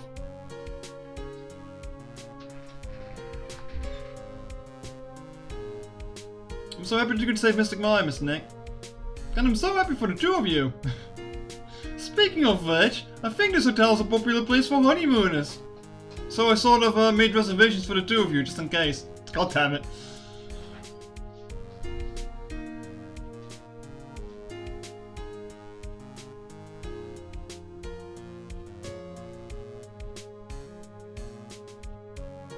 Well, pal, looks like I'm back on the falls again. Mr. Wright had a long talk with the chief, and got me reinstated for my sake. I heard he said things like, letting that one go is bad for all of society. I knew it. Crushing headlong into everything is the only way to live, pal. Why did that make my controller rumble?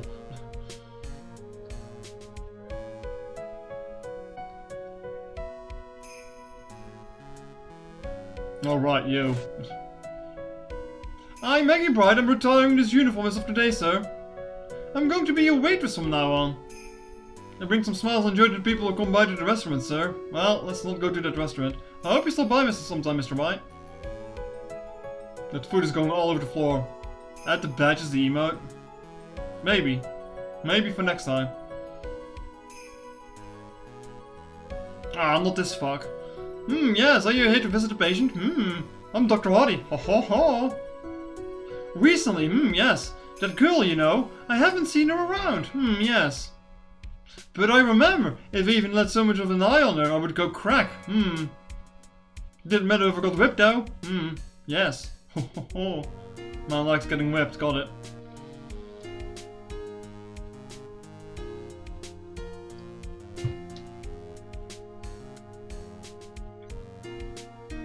Oh, not you again.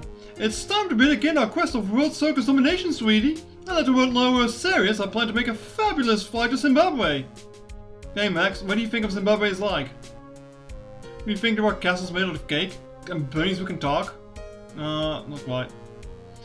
Think of it if there are any talking bunnies, even they will laugh at most jokes. We have a badge at home and also a Magatama.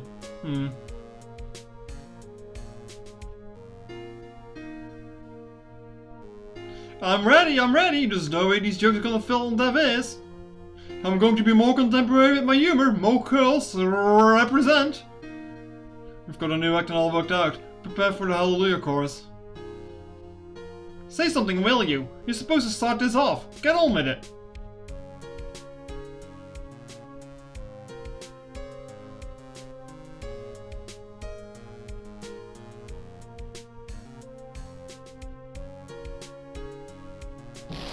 What's this? Crap, it's just an ordinary electric razor recharging on its stand.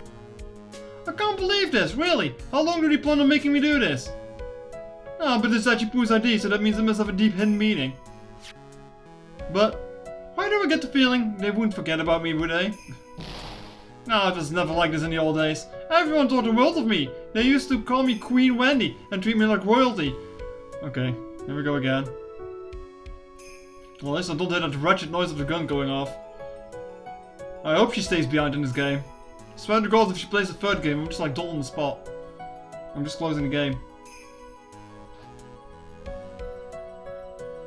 It seems to be all of it? Echo helmet. Appreciated everything Miss Redwood did for me from the bottom of my heart. Oh, that's right. I received a letter from Miss Karma. She said that after I get out, I should feel free to consult her about anything at all. I'm really thankful to have met everyone.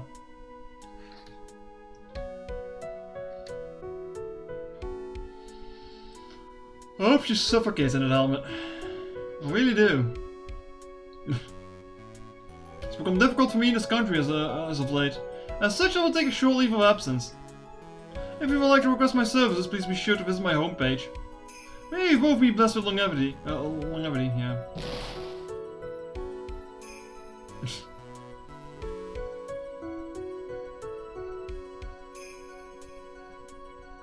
Shouldn't you be Kami worked on this? Huh. Didn't know that, actually. Didn't know that. I probably said the same at the credits of the first game, didn't I? International departure, gate 12. And where are you going, Francisco? How did you know I was here? With this? That's... I heard you were planting things on a certain person. Things like tracking devices in this coat, for example. That's just like you. I only planted the dab because he was always wearing it. This filthy drab coat of his. I don't know how it ended up in my luggage. But it's going in the trash, I promise you that. Oh, that's right.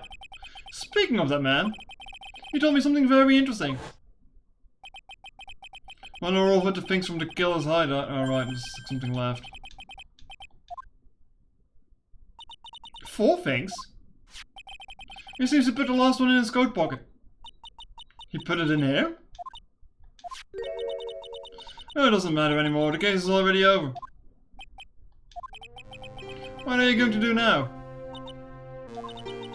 That's none of your business. Are you running away? Shut up. You don't understand a thing. You can't possibly understand what it means to be a Manfred von Karma's daughter. Francisca. So many expectations from everyone around me. Expectations I must fulfill. I'm expected to win no matter what. And failure?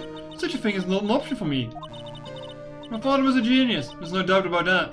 But me, I'm no genius. I've always known that. But I had to be one, I had to. You may not be a genius like your father, but you're a prosecutor. You have been and you always will be. No, I'm not. Not anymore. I've even thrown my whip away.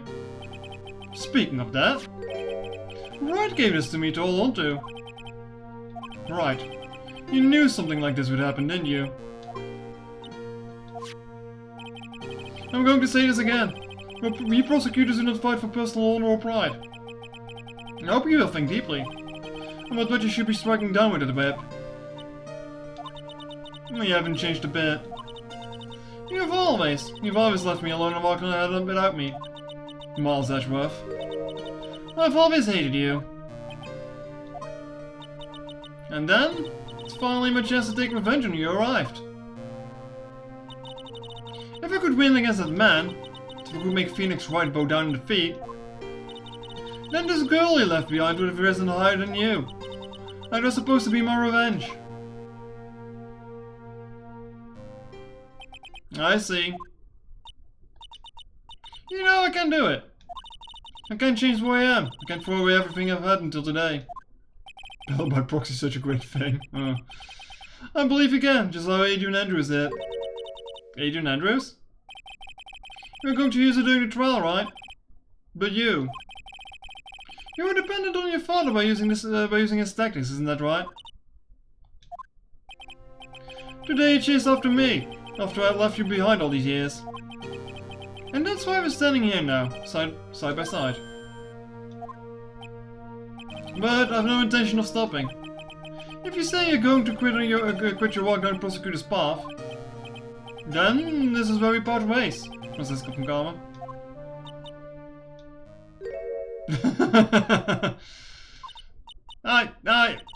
I'm Francisco from Karma. I don't think I'm going to walk in your shadow forever. Our battle begins now. So you'd better prepare yourself, Miles Edgeworth. Aww. Great expression there.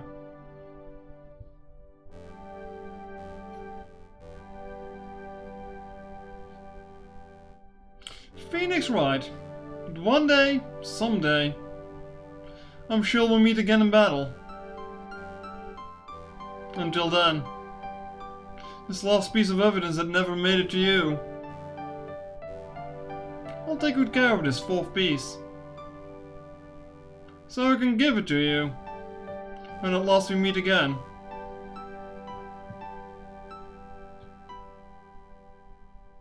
What's on this drawing? That guy's kind of funny.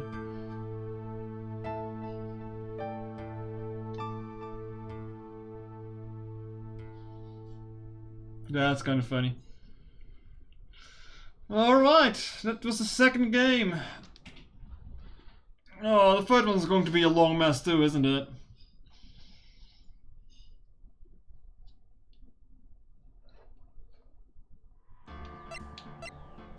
Can I like clear this up at some point?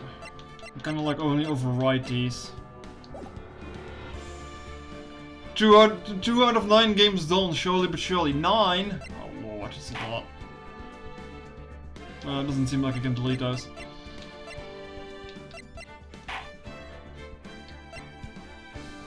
Yeah, it's like the last one, Trials and Tribulations. Well, find out in a while. I'm not immediately going to go to the third game like I did with the second one. It's gonna be like a month or two.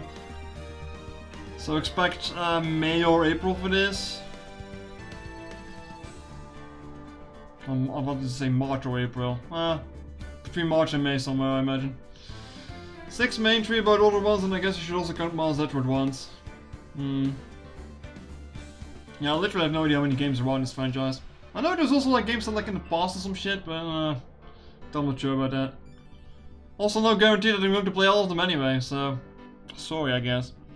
But alright, thank you all for watching. Thanks for sticking through with this mess I guess. And we'll see you all next time.